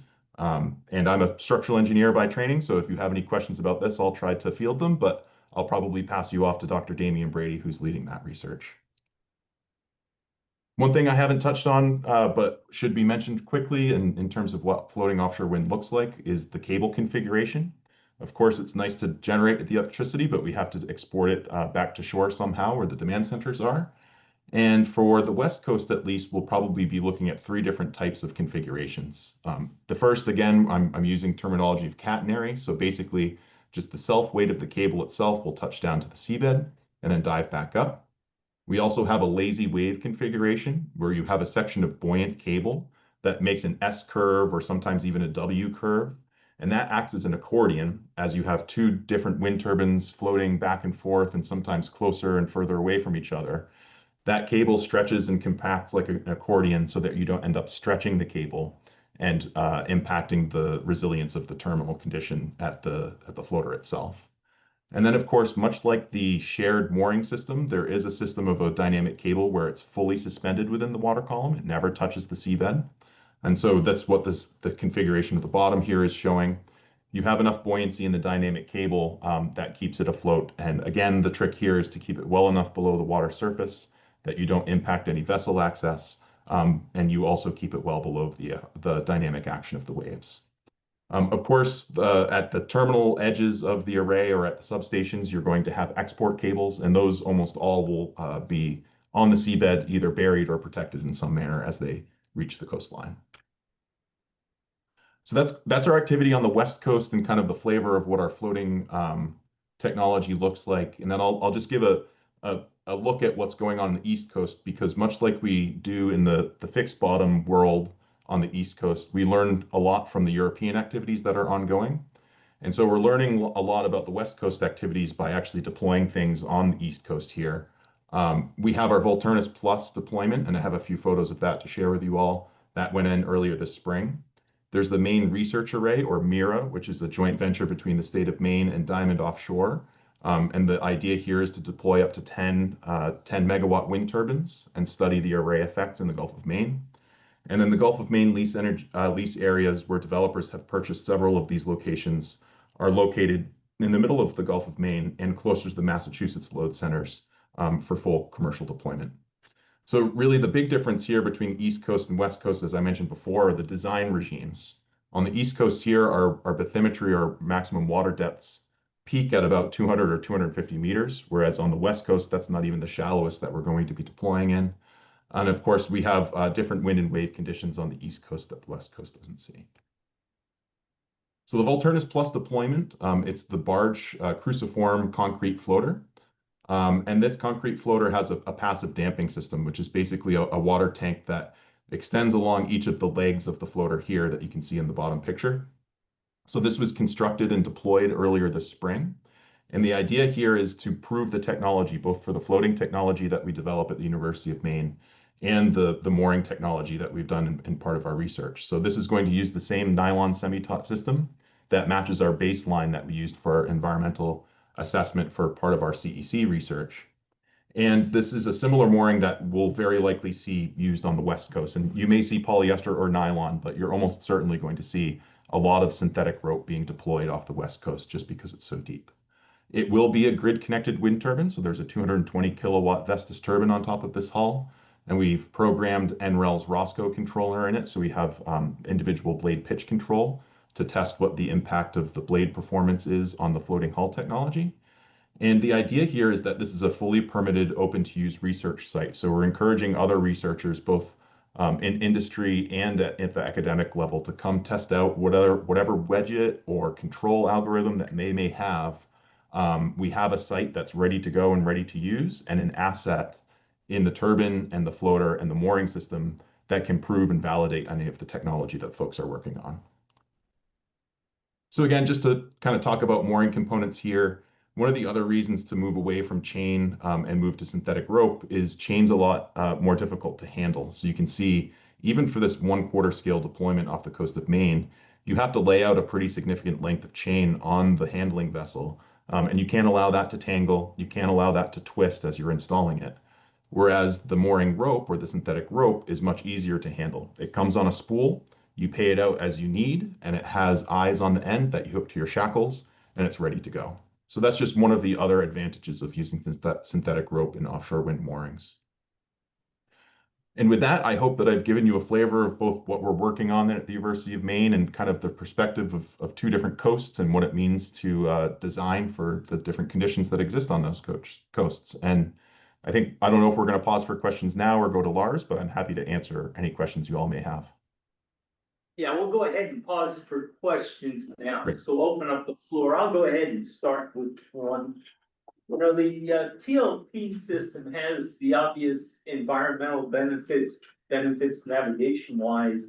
What's pushing industry towards the semi-taught solution? It comes down to two different things, I think. It's redundancy. So because the station keeping of your system for a TLP is fully reliant on the mooring system, if you lose one of the moorings, or you don't even have to catastrophically lose it, if you just lose pretension in your moorings, your platform becomes unstable, and that means you have to shut down operations for the system. And I think particularly for the California coasts, you're going to have a lot of site-specific considerations for geohazards subsea. So if you're in a location where there are any subsea landslides, or if you're located in an area that's highly seismically active, you may have liquefaction that can pull the anchors out or up, and then you'll lose pretension on your system and subsequently have to shut the whole thing down. So I think it comes to reliability issue, and I think Lars may have a little bit more input here on the trend to go away from TLPs. Well, I just want to add, you also have this issue with the installability because they don't have any natural buoyancy, so to say, right? So there have been challenges in the past to install them in an efficient manner. Right, yeah, so the semi-submersible and the spar are both self-buoyant, so you can tow them out with tug vessels or tow vessels relatively easily, whereas the TLP, you have to have a somewhat proprietary system to tow out and install the whole system and maintain your stability. But there are 3 TLPs currently being installed in France. So I think the industry, or the whole community, is looking forward to see how that is going and how they're performing. Okay, very good. All right, other questions? Robert?